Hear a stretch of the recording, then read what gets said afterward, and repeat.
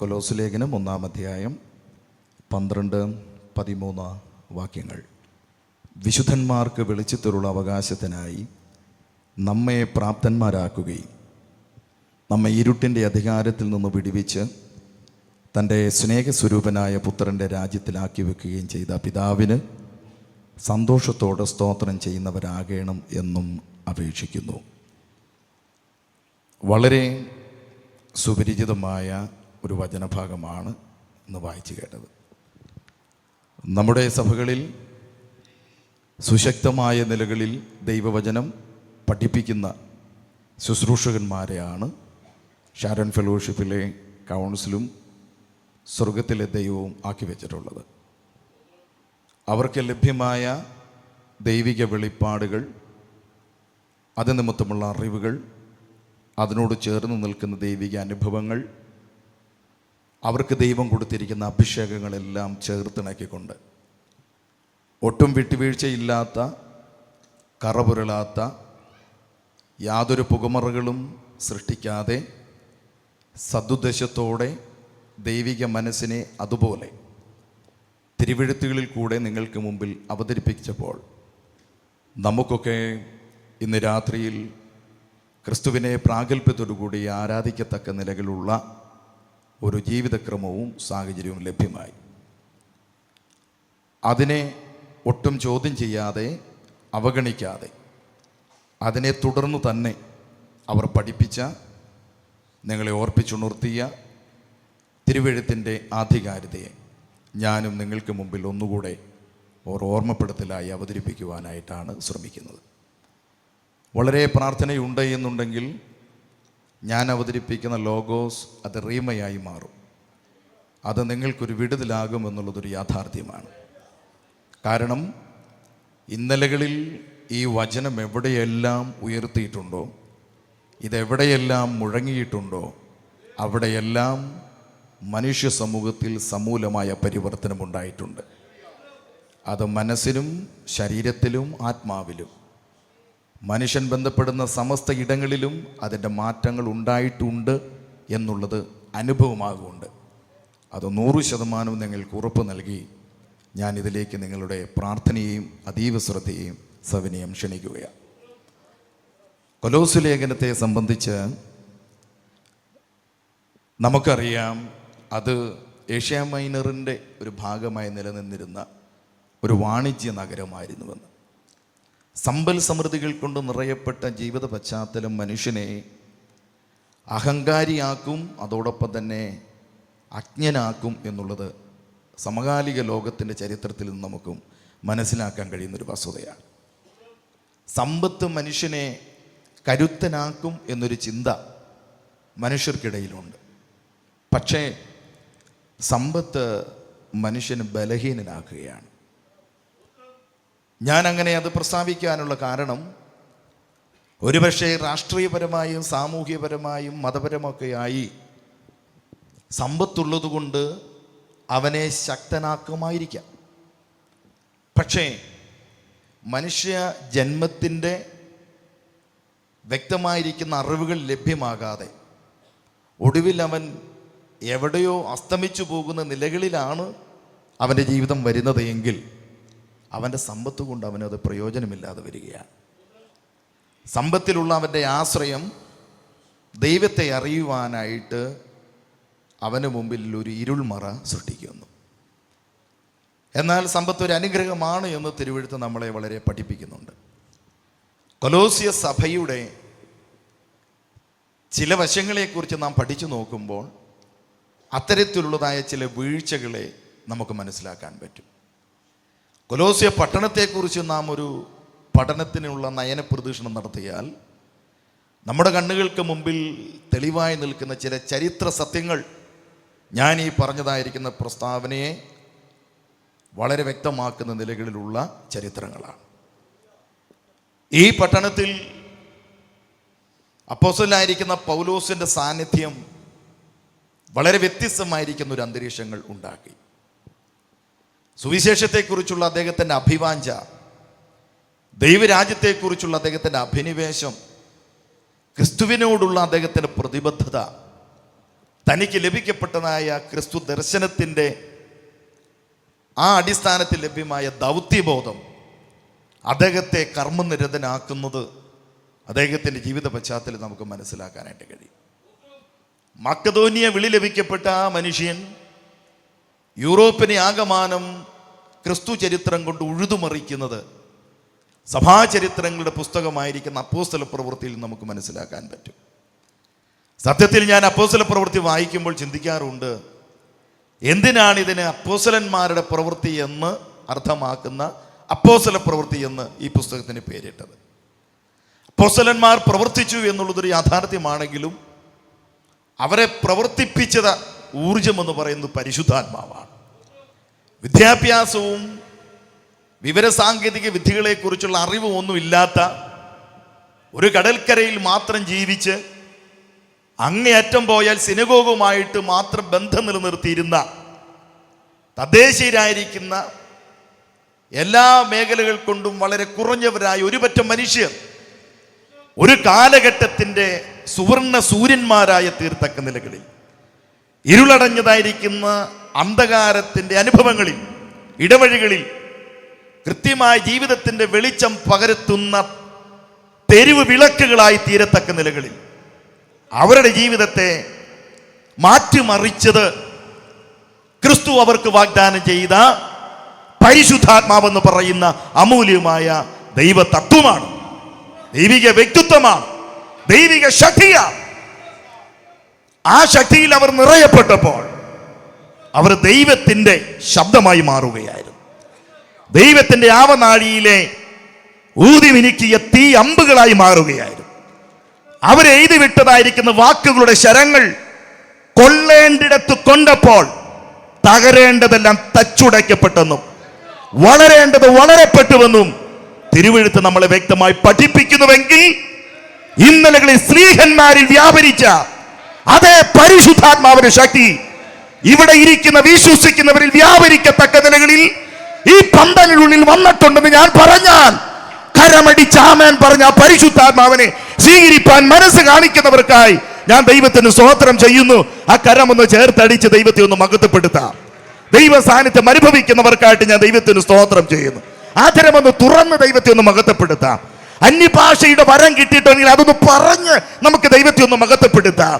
ഇന്ന് രാത്രിയിൽ ഒരു പ്രഭാഷണം കേൾക്കാനുള്ള ഒരു വേദിയും പ്രഭാഷണം അവതരിപ്പിക്കുന്ന ഒരു വേദിയല്ല, ഇതൊരു യുദ്ധക്കളമാണ് എന്ന് തിരിച്ചറിഞ്ഞിട്ടുള്ള എല്ലാ വിശുദ്ധന്മാരും ആദരങ്ങളെ ഒന്ന് ചലിപ്പിച്ച് ശബ്ദമൊന്ന് ഉയർത്തി നമ്മുടെ കർത്താവിനെ അല്പസമയം ഒന്ന് ആരാധിക്കാം.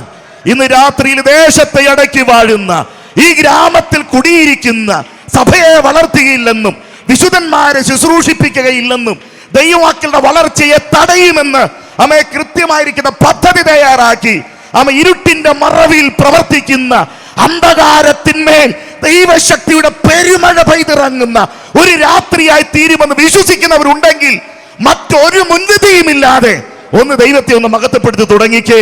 ഈ യോഗം അവസാനിക്കുമ്പോൾ മഴയിൽ കുതിർന്ന് മടങ്ങിപ്പോകുന്ന ഒരു അനുഭവം പോലെ പരിശുദ്ധാത്മാവിന്റെ സാന്നിധ്യം അനുഭവിച്ച് ശരീരത്തിനും മനസ്സിലും ആത്മാവിലും ഒക്കെ ഒരു വിടുതലുണ്ടായി മടങ്ങിപ്പോകാൻ ദൈവം തുടക്കം കുറിച്ചിരിക്കുകയാണ്. കൊലോസ്യ എന്ന് പറയുന്ന വാണിജ്യ നഗരത്തിൽ പൗലോസ് വന്ന് താൻ നടത്തുന്ന സുവിശേഷ പ്രവർത്തനത്തിൽ കൂടെ ഒരു സഭയ്ക്കുള്ളതായിരിക്കുന്ന നാമ്പ് പൊട്ടിമുളയ്ക്കുകയാണ്.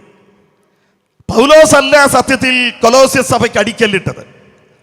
അതിനടിക്കല്ലിട്ടത് തദ്ദേശീയനായിരിക്കുന്ന എപ്പഫ്രാസ് എന്ന് പറയുന്ന ഒരു അനുഗ്രഹിക്കപ്പെട്ട മനുഷ്യനാണ്. ആ മനുഷ്യനെ വേണ്ടുന്ന മാർഗനിർദ്ദേശങ്ങളൊക്കെ പറഞ്ഞു കൊടുത്തതും പഠിപ്പിച്ചതും പൗലോസ് ആണ് എന്നുള്ളതാണ് പൗലോസിനെ അതിൽ നിന്നും വ്യത്യസ്തനാക്കുന്നത്. ഒരു പടി കൂടെ എപ്പഫ്രാസിൽ നിന്നും അദ്ദേഹത്തിനെ സമുന്നതനാക്കി തീർക്കുന്നതും. എന്ന് പറഞ്ഞാൽ കാലിക പ്രസക്തമായ ഒരു കാര്യം ഞാൻ പറയാം. വിളിയും കൃപയും തിരഞ്ഞെടുപ്പും ഒക്കെ മനസ്സിലാക്കിയിട്ട് പ്രൗഢഗംഭീരമായ പാരമ്പര്യവും വിദ്യാഭ്യാസവും ജീവിത രീതികളുമൊക്കെ വെടിഞ്ഞ് നമ്മുടെ പാപത്തിന് പരിഹാരകനായി തീർന്ന യേശു ക്രിസ്തുവിന് വേണ്ടി, ദൈവരാജ്യത്തിന് വേണ്ടി, ദൈവത്തിന് വേണ്ടി നിലകൊള്ളുന്ന ആളുകളെ ഉത്സാഹിപ്പിച്ച് പഠിപ്പിച്ച് മൂർച്ച കൂട്ടി പുറത്തിറക്കേണ്ട കാലഘട്ടം അതിക്രമിച്ചിരിക്കുകയാണ്. ഷാരോൺ ഫെലോഷിപ്പ് എന്ന് പറയുന്ന പ്രസ്ഥാനം വളർച്ചയുടെ പാതയിൽ കൂടെ മുന്നേറുകയാണ്. ആ മുന്നേറ്റം ഒരു ജനപ്പെരുപ്പം എന്നതിനെ കഴിഞ്ഞപ്പുറമായി ഒരു സംഘടിത ശക്തി എന്ന നിലയിൽ, ഒരു പ്രസ്ഥാനം എന്ന നിലയിൽ വളരുന്നു എന്നതിനെ കഴിഞ്ഞപ്പുറമായി പിശാചിന്റെ കോട്ടക്കൊത്തലങ്ങളെ ഇടിക്കുന്ന ദൈവരാജ്യത്തിന്റെ രണകങ്കരന്മാരാകുന്ന നിലകളിൽ, ദൈവരാജ്യത്തിന്റെ മുന്നണി പോരാളികളാകുന്ന നിലകളിൽ പഠിപ്പിച്ചെടുക്കാനും പഠിക്കാനും തയ്യാറാകുന്ന ഒരു സമൂഹത്തെയാണ് ഈ കാലഘട്ടത്തിൽ കർത്താവ് നമ്മളെ കുറിച്ച് ആഗ്രഹിക്കുന്നത്. എന്നോട് ചേരുന്നവരുണ്ടെങ്കിൽ ആ കരമടിച്ച് ആമേൻ പറഞ്ഞു ദൈവത്തെ മഹത്വപ്പെടുത്തുന്നത്. എന്തുകൊണ്ടെന്നാൽ ഇത് കേട്ടുകൊണ്ടിരിക്കുന്ന ഒരു പിശാചുണ്ട്. അവന്റെ ചിന്തകളെ ഇന്ന് രാത്രി തിരുത്തിയിടുന്നത് രാത്രിയാകണം. അവൻ വിചാരിക്കുന്നത് വളരട്ടെ. വളർന്നിട്ട് എന്ത് വേണം? നേതാക്കന്മാർക്ക് വേണ്ടി, പ്രസ്ഥാനത്തിന് വേണ്ടി, മറ്റേതൊക്കെയോ ദുരുദ്ദേശത്തിന് വേണ്ടി സഭയെ വാണിജ്യവൽക്കരിച്ച് പ്രസ്ഥാനവൽക്കരിച്ചിട്ട് ഒരു രാഷ്ട്രീയ ചിന്താഗതി അടിസ്ഥാനത്തിൽ പ്രസ്ഥാനവൽക്കരണത്തിന്റെ ഒരു പറ്റം അണിയാളികൾ ഇവിടെ നിരത്തണമെന്നാണ്. അതുകൊണ്ട് സഭയുടെ വളർച്ചയ്ക്ക് അവനൊരു തടസ്സമല്ല. പക്ഷെ ദൈവം നോക്കുമ്പോൾ അങ്ങനെയുള്ള ഒരു വളർച്ചയെ അല്ല ആഗ്രഹിക്കുന്നത്. ആത്മാവിൽ ശക്തിപ്പെട്ട് ദൈവവചനത്തിൽ അധീഷ്ഠനമായി പരിശുദ്ധാത്മാവിൽ നിറയുന്ന സ്ത്രീകന്മാരുടെ ജീവിതത്തിൽ ഉണ്ടായതായിരിക്കുന്ന മാറ്റങ്ങൾ പോലെ നസ്രായ മാർഗത്തിന് ഒരു പുതിയ ചാലുകൾ കീറപ്പെടണമെന്നാണ് കർത്താവ് ആഗ്രഹിക്കുന്നതെങ്കിൽ അതിനോട് ചേർന്ന് നിൽക്കാൻ ഞാൻ തയ്യാറാണെന്ന് പറയുന്നവരുണ്ടെങ്കിൽ ആമേൻ പറഞ്ഞ കരമടിച്ച് ഇന്ന് രാത്രിയിൽ ദൂതനെ ഏറ്റെടുത്തോ. സ്വർഗം തുറന്ന് ദൈവം തന്നെ ആശീർവദിക്കുന്ന രാത്രിയാണ്. കാരാഗ്രഹ ലേഖനത്തിന്റെ പ്രത്യേകത കാരാഗ്രഹ ലേഖനത്തിന്റെ ഒരു പ്രത്യേകത എന്ന് പറയുന്നത് ഒരു വലിയ സന്ദേശം കാരാഗ്രഹ ലേഖനം നമുക്ക് തരുന്നുണ്ട്. അത് മറ്റൊന്നുമല്ല, അപ്പോസ്തലനായിരിക്കുന്ന പൗലോസിനെ 7ഓളം പ്രാവശ്യം തടവിലാക്കി എന്ന് ക്ലെമന്റ് അഭിപ്രായപ്പെട്ടതായിട്ട് ഞാൻ വായിച്ചിട്ടുണ്ട്. സഭാപിതാവായിരിക്കുന്ന ക്ലെമന്റ് 7ഓളം തവണ അപ്പോസ്തലനെ പിടിച്ച് കാരാഗ്രഹത്തിലിട്ടു. കാരാഗ്രഹത്തിന്റെ കരിങ്കൽ ഭിത്തികൾക്കുള്ളിൽ കാരിരുമ്പിന്റെ ചങ്ങലകളാൽ ബന്ധിക്കപ്പെട്ട് കിടക്കുന്ന മനുഷ്യൻ ആ ഇരുട്ടറയ്ക്കുള്ളിൽ 5 അടി പൊക്കം, 5 അടി വീതി, 5 അടി നീളമുള്ള ആ ജയിലറയ്ക്കുള്ളിൽ കിടന്നപ്പോൾ ജയിലിലാക്കിയതായിരിക്കുന്ന റോമൻ ഗവൺമെന്റും ജയിലിലാക്കാൻ വേണ്ടി ഒത്താശ ചെയ്ത് കൊടുത്ത യഹൂദ മതവും വിചാരിച്ചു ഇതോടുകൂടി നസ്രായ മതത്തിന്റെ മാർഗങ്ങളെല്ലാം ചലനമെല്ലാം ഇവിടെ അവസ്ഥവിച്ചുവെന്ന്. പക്ഷെ ചരിത്രം മാറിയാണ് വന്നത്. കാരാഗ്രഹത്തിൽ അടച്ചിട്ടും തലയറുത്ത് താലത്തിൽ വെച്ചിട്ടും കുന്തമുനകൾ കൊണ്ട് കരളിന്റെ അകത്തളങ്ങളിലേക്ക് കുത്തിയിറക്കിയിട്ടും ഈ മാർഗത്തിനൊരു കേടും സംഭവിച്ചിട്ടില്ല. ഇത് അസ്തമിച്ചു പോയിട്ടില്ല, അസ്തമിക്കുകയുമില്ല. അതിന് കാരണം നെപ്പോളിയനും സ്റ്റാലിനും മുസോളിനിയും ഹിറ്റ്ലറും പോലെയുള്ള ഏതെങ്കിലും രാഷ്ട്രീയ നേതാവല്ല ഇതിന്റെ ഉടമസ്ഥൻ. ഞാൻ എന്റെ സഭയെ പണിയും, പാതാള ഗോപുരങ്ങൾ അവയെ ജയിക്കില്ലെന്ന് പറഞ്ഞ് സഭയുടെ അടിസ്ഥാന കല്ലിടാൻ ചങ്കിലെ ചോര വിലയായി കൊടുത്ത ക്രിസ്തുവാണ് ഇതിന്റെ ഉടമസ്ഥനെങ്കിൽ ഒരിരുട്ടറയ്ക്കും തടയാൻ കഴിയാത്ത വിധത്തിൽ രാഷ്ട്രീയത്തിന്റെ കോമരങ്ങൾ ഉറഞ്ഞു തുള്ളുന്ന, മതത്തിന്റെ മേലാളന്മാർ അഴിഞ്ഞാട്ട് നടക്കുന്ന ഇന്ത്യയുടെ ഇന്നത്തെ കാലഘട്ടത്തിലും ദൈവം തന്നെ സഭയെ പണിയുമെന്ന് ഈ രാത്രിയിൽ പ്രവാചകനായി ഞാൻ ദൂത് വിളിച്ചു പറഞ്ഞാൽ ആമേൻ ആമേൻ എന്ന് പറഞ്ഞ് അഭിഷേകമുള്ളവർ കരമടിച്ച് കർത്താവിനെ ഒന്ന് ആരാധിച്ചു. പിന്നെ വാള് കാണിച്ചും ജയില് കാണിച്ചും പിന്നെ മതപരിവർത്തനം ആരോപിച്ചും അത് കാണിച്ച് ഇത് കാട്ടിവെക്ക് ഇതിന് പൂട്ടിക്കെട്ടാമെന്ന ചിലർ വിചാരിക്കുന്നത്. ഇല്ല ഇല്ല, അങ്ങനെ തകരില്ല, തളരുകയുമില്ല. ഇത് പ്രസംഗിച്ചിട്ട് വീട്ടിൽ ചെല്ലുന്നതിന് മുമ്പ് വഴിത്താരകളിൽ വെച്ച് ഈ കഴുത്തറ്റ് നിലം പരിശാകേണ്ടതായ ഗതികെട്ട സാഹചര്യം വന്നാലും ഈ കഴുത്തിൽ നിന്നും ചങ്കിൽ നിന്നും ഒഴുകിയിറങ്ങുന്ന ചോര ഈ മണ്ണിൽ ഉണങ്ങി പടരുന്നതിന് മുമ്പ് ആ ചോരച്ചാലിൽ ചവിട്ടി അടുത്ത തലമുറ വീണ്ടും പറയും മറ്റൊരുവന് രക്ഷയില്ല. നാം രക്ഷിക്കപ്പെടാൻ ആകാശത്തിന് കീഴിൽ മനുഷ്യർക്കിടയിൽ യേശുവല്ലാതൊരു നാമമില്ല. അനുഭവമുള്ളവർ കരമടിച്ച് അല്പസമയം ആരാധിക്കുക. ആരാധന ദൈവത്തിനുള്ള മഹത്വമാണെങ്കിലും മറുവശത്ത് യുദ്ധം കൂടെയാണ്. ഇന്ന് രാത്രി ദൈവ സാന്നിധ്യം ഇവിടെ ഉണ്ട് ഉണ്ട് ഉണ്ട് ഉണ്ട്.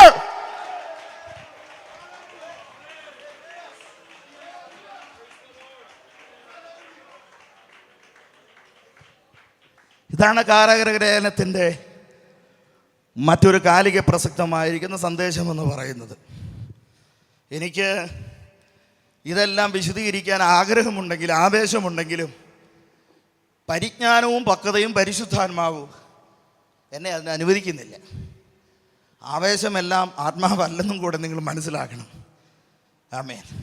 ആത്മാവ് വേറെ, ആവേശം വേറെ. ആവേശം ഫലകരമാവില്ല. ആത്മാവേ നല്ലതുപോലെ അതിന് ഫലം പുറപ്പെടുവിക്കുകയുള്ളൂ. അതുകൊണ്ട് ഞാൻ അതിൻ്റെ വിശദീകരണത്തിലേക്ക് ഇനി വരാനായിട്ട് താല്പര്യപ്പെടുന്നില്ല. കാരാഗ്രഹ ലേഖനങ്ങളുടെ ഒരു പ്രത്യേകത അത് ഭാവികാല ശാസ്ത്രത്തെ ഓർമ്മിക്കുന്നതാണ്. രക്ഷയെക്കുറിച്ചുള്ള സന്ദേശങ്ങൾ വളരെ വ്യക്തമായി പഠിപ്പിക്കുന്നതാണ്. ക്രിസ്തുശാസ്ത്രം, അതായത് ക്രിസ്തുവിനെ കുറിച്ചുള്ള വെളിപ്പാടുകളൊക്കെ ഈ ലേഖനങ്ങളിൽ നമുക്ക് കാണാം. അപ്പോൾ തന്നെ സഭയുടെ സഭാശാസ്ത്രപരമായിരിക്കുന്ന ഉപദേശ സംബന്ധമായിരിക്കുന്ന വിഷയങ്ങളുമൊക്കെ കാരാഗ്രഹ ലേഖനത്തിൽ ചർച്ച ചെയ്യുന്നുണ്ട്. കാരാഗ്രഹ ലേഖനം പൗലോസിൻ്റെ മാത്രം ജീവിതാനുഭവത്തിൽ നിന്ന് ഉരുത്തിരിഞ്ഞതായിരിക്കുന്ന ആശയങ്ങൾ, സഭയെക്കുറിച്ചുള്ള സന്ദേശങ്ങൾ കേട്ടപ്പോൾ ആകുലതയിൽ നിന്ന് പിറന്നു വീണ, പ്രാർത്ഥനയിൽ നിന്ന് പിറന്നു വീണ ആശയങ്ങളൊക്കെയാണ് കാരാഗ്രഹ ലേഖനത്തിൻ്റെ കഥാതന്തു എന്ന് പറയുന്നത്. എപ്പഫ്രാസ് അടക്കമുള്ള നിരവധി ആളുകൾ പൗലോസ് ആഭിമുഖ്യം നിലനിർത്തുന്ന സഭകളിൽ നിന്നുള്ള സന്ദേശങ്ങൾ വന്ന് താൻ റോമിലെ ജയിലിൽ കിടക്കുമ്പോൾ വന്ന് അറിയിക്കുകയാണ്. അതറിയിച്ചപ്പോൾ അത് കേട്ടതിനോടുള്ള ബന്ധത്തിൽ സർപ്പമുപായത്താൽ ഹവ്വയെ ചതിച്ചതുപോലെ സഭാ ദൈവത്തിൻ്റെ സന്നിധിയിൽ നിന്നും നിഷ്കളങ്കതയും വിശുദ്ധിയെല്ലാം നഷ്ടപ്പെട്ട് ചതിക്കപ്പെടുമോ എന്നൊരു ഭയം ആ യുഗപുരുഷൻ്റെ മനസ്സിനെ വല്ലാതെ വേട്ടയാടിയപ്പോൾ പ്രാർത്ഥനയിൽ താൻ ചെലവഴിച്ച സമയങ്ങളിൽ ദൈവം കൊടുത്ത വെളിപ്പാടുകളും സന്ദേശങ്ങളും മുന്നറിയിപ്പുകളും ഒക്കെയാണ് ഈ ലേഖനങ്ങളിൽ കൂടെ ചർച്ച ചെയ്യുന്നത്. അതിൽ കാരാഗ്രഹ ലേഖനത്തിലുള്ള ഈ വിഷയങ്ങൾ അതിൽ കുറച്ചുകൂടി ഒരു പടി കൂടി വ്യത്യസ്തമാക്കുന്നു എന്നുള്ളതാണ് അതിനൊരു മറ്റൊരു കാര്യം. കൊലോസ് ലേഖനത്തിലെ പ്രമേയം എന്ന് പറയുന്നത് ക്രിസ്തുവിൻ്റെ വിശ്വാസ സത്യങ്ങളിൽ നിലനിന്നിരുന്ന കൊലോസ്യ സഭയിലെ വിശ്വാസികൾക്ക് യഹൂദ മതത്തിൻ്റെയും ജ്ഞാനമതത്തിൻ്റെയും ഒരു ആക്രമണം നേരിടേണ്ടതായിട്ട് വന്നു.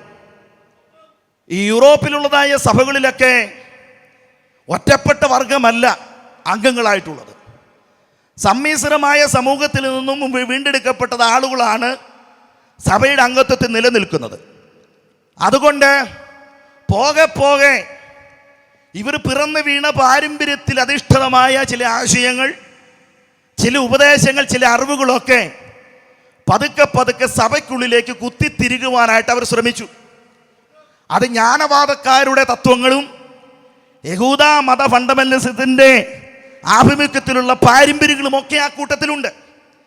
കൊലോസ്യ സഭയിൽ പൗലോസ് ചർച്ച ചെയ്യുന്നത് തത്വജ്ഞാനവും വെറും വഞ്ചനയും കൊണ്ട് നിങ്ങളെ ആരും വഞ്ചിക്കരുത് എന്നൊരു ആഹ്വാനം കൊടുക്കുമ്പോൾ നോസ്റ്റിക്സിനെതിരെ, യവന തത്വചിന്തകൾക്കെതിരെ അദ്ദേഹം നടത്തുന്ന പ്രത്യാക്രമണമാണ്. പെരുന്നാളും വാവും ശബത്തും പരിച്ഛേദനയും അടക്കമുള്ള വിഷയത്തെ അദ്ദേഹം വാക്കുകളിൽ കൂടെ അവതരിപ്പിക്കുമ്പോൾ യഹൂദ മതത്തിന് നേരെയുള്ള അദ്ദേഹത്തിൻ്റെ ഇടപെടലുകളാണ്. ഇവ രണ്ടും സഭയ്ക്കുള്ളിൽ വരാൻ പാടില്ല. ആമേൻ. സഭയ്ക്ക് സഭയുടേതായിരിക്കുന്ന ഉപദേശവും നിലനിൽപ്പും ആദർശവും ഒക്കെയുണ്ട്. അത് വിട്ട് ആരുടെയും വ്യക്തിപരമായിരിക്കുന്ന ആശയങ്ങളോ ആദർശങ്ങളോ ഇതിൽ കൊണ്ടുവരാൻ പാടുള്ളതല്ല എന്ന് പരിശുദ്ധാത്മാവ് പൗലോസിന് ബോധം കൊടുത്തപ്പോൾ അദ്ദേഹം തൻ്റെ കരാങ്കുലികൾ കൊണ്ട് കരുത്തുറ്റില തൂലിക കൊണ്ട് എഴുതി കൊടുത്ത കത്ത് കൊലോസ്യ സഭയിൽ വായിക്കുന്ന നിലകളിലുള്ളത് ആ ക്രമീകരണമാണ് ഈ ലേഖനത്തിൻ്റെ പ്രധാനപ്പെട്ട പ്രമേയം എന്ന് പറയുന്നത്.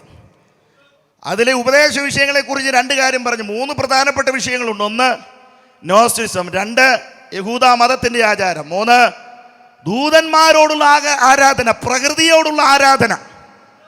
സത്യദൈവവും മഹാദൈവവുമായിരിക്കുന്ന കർത്താവായ യേശു ക്രിസ്തുവിനെ ആരാധിക്കുന്ന സത്യസഭയിൽ ദൂതന്മാരെയും കൂടെ ആരാധിക്കണമെന്നുള്ള പിടിവാശികൾ അവരുടെ പരിപാവനതയും ക്രിസ്തു വിശ്വാസത്തെയും ആകമാനം ഇളക്കിമറിച്ചു. അപ്പോൾ സഭയല്ലാതായി മാറ്റപ്പെടുകയാണ്. അങ്ങനെ വരാൻ പാടുള്ളതല്ല. കാലങ്ങൾ മാറിയാലും സഭയുടെ ഉപദേശങ്ങൾക്ക് മാറ്റം വരാൻ പാടില്ല. കാലഘട്ടങ്ങൾക്കനുസരിച്ച് സഭയ്ക്ക് അപ്ഡേഷൻ വേണം എന്ന് പറഞ്ഞാൽ അതിൻ്റെ അർത്ഥം ഉപദേശം മാറ്റി എഴുതണമെന്നല്ല. നമ്മുടെ രാജ്യത്തിൻ്റെ മതഗ്രന്ഥമായിരിക്കുന്ന ഭരണഘടനയെ കാലികമായ സാമൂഹിക പ്രശ്നങ്ങളുടെ അടിസ്ഥാനത്തിൽ രാഷ്ട്രീയപരമായ അവസ്ഥാന്തരത്തോടുള്ള ബന്ധത്തിൽ മാറ്റി എഴുതുവാനുള്ള നിയമങ്ങൾ ഭരണഘടനയിലുണ്ട്. അത് എഴുതിയിട്ടുമുണ്ട്. ഇനിയും എഴുതും. അതിനുള്ള നടപടികളാണ് ചിലരൊക്കെ ചെയ്തുകൊണ്ടിരിക്കുന്നത്.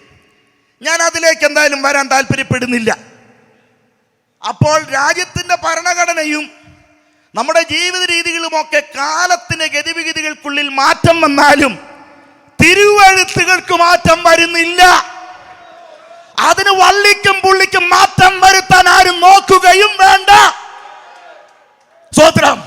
അങ്ങനെ ചെയ്താൽ അത് ചെയ്യുന്നവനും അത് കേൾക്കുന്നവനും അവരുടെ ജീവിതം വൃഥാവായി പോകുമെന്ന ഒരു സന്ദേശം ഇന്ന് രാത്രിയിൽ പരിശുദ്ധാത്മാവ് സഭയെ സാക്ഷ്യമാക്കി ദേശത്തോടും കൂടി പറയുമ്പോൾ, ഏതെങ്കിലും ഉപദേശ വിഷയത്തിൽ വീണുപോയിട്ടുള്ള വ്യക്തി ഈ രാത്രി ചെവി തുറന്ന് കേട്ടിട്ടുണ്ടെങ്കിൽ അവർ മടങ്ങി വരാൻ പരിശുദ്ധാത്മാവ് ഇന്ന് രാത്രി ആഹ്വാനം ചെയ്യുന്നു.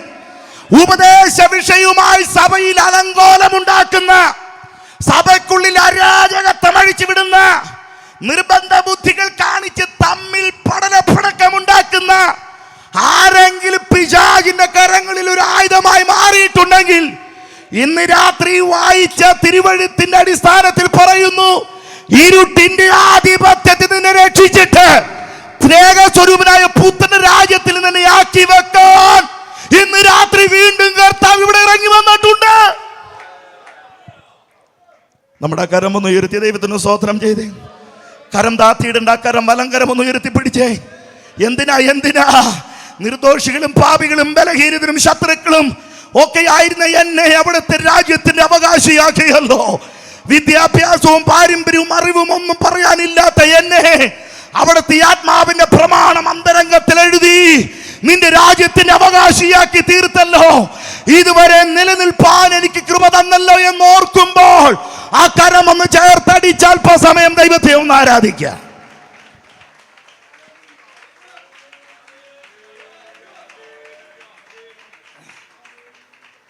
ഇത് കൊലോസ്യ സഭയുടെ ഒരു അപജയമാണ്, ദുരുപദേശം കടന്നുകൂടിയത്. ഈ ലേഖനത്തിൽ യേശുക്രിസ്തുവിനുള്ള സ്ഥാനം വളരെ വിലപ്പെട്ടതാണ്. എന്താണ് യേശുക്രിസ്തുവിനുള്ള സ്ഥാനം? 1-ാം അധ്യായത്തിന്റെ 19-ാമത്തെ വാക്യത്തിൽ വായിക്കുന്നു, അവൻ അദൃശ്യനായ ദൈവത്തിന്റെ പ്രതിമയാണ്. അവൻ ദൈവത്തിന്റെ സർവ്വസമ്പൂർണത ഇണങ്ങി ഒത്തൊരുമിച്ച് വസിക്കുന്ന ദൈവത്തിന്റെ പ്രതിരൂപമാണ്. യേശു ആരാണ് എന്ന് പൗലോസ് ലീഗ ഈ ലേഖനത്തിൽ കൂടി അവതരിപ്പിക്കുന്നു. അവൻ ദൈവത്തിന്റെ പ്രത്യക്ഷമായ വെളിപ്പാടാണ് എന്ന് പറയുമ്പോൾ അജ്ഞാതമായിരുന്ന, മറഞ്ഞിരുന്ന ഒരു വസ്തുതയെ മറപൊരുളുകൾ നീക്കി വെളിപ്പെടുത്തി കൊടുക്കുന്നതായിരിക്കുന്ന ഒരു ചിത്രമാണ് നമ്മുടെ മനസ്സിലേക്ക് വരുന്നതെങ്കിൽ അതങ്ങനെയല്ല അതിൻ്റെ അർത്ഥം. ദൈവത്തിൻ്റെ പ്രതിമ എന്ന് പറഞ്ഞാൽ ദൈവത്തിന് പകരമായി വന്ന് ഇങ്ങനെയാണ് ദൈവമെന്ന് കാണിക്കുന്ന ഒരു അർത്ഥമല്ല അതിന്. മറിച്ച് അവൻ ദൈവമായിരുന്നു എന്ന് തന്നെ അവൻ തന്റെ ജീവിതത്തിൽ കൂടെ നമുക്ക് മുമ്പിൽ വെളിപ്പെടുത്തി. മനസ്സിലായവർക്കായിട്ട് ഞാൻ ദൈവത്തിന് സ്തോത്രം ചെയ്യുന്നു. അവൻ ദൈവമായതല്ല, അവൻ ദൈവമായിരുന്നവനാണ്. അവനെ ദൈവം ആരും ആക്കണ്ട. അനാദിയായി ശാശ്വതമായി യേശു ദൈവം തന്നെയാണ്. യേശു അല്ലാതെ മറ്റൊരു ദൈവമില്ല. അതുകൊണ്ട് യേശുവിനെ മഹാദൈവത്തിന്റെ പ്രതിമയായി ചിത്രീകരിച്ച് അതിന്റെ വിലയും നിലയും ഒന്നും പരിത്യജിക്കേണ്ട ആവശ്യമില്ല. അവൻ ദൈവം തന്നെയാണ്. എബ്രായ ലേഖനത്തിൽ കൂടെ പൗലോസ്ലീഹ വീണ്ടും പറയുന്നു, അവൻ ദൈവത്തിന്റെ തത്വത്തിന്റെ മുദ്ര, ദൈവത്തിന്റെ തേജസ്സിന്റെ പ്രഭ, ആധികാരികമായി അവതരിപ്പിക്കുന്ന മനോഹരമായിരിക്കുന്ന ആശയങ്ങളാണ് ക്രിസ്തു വെളിപ്പാടുമായി ബന്ധപ്പെട്ട് പൗലോസ് അവതരിപ്പിക്കുന്നത്.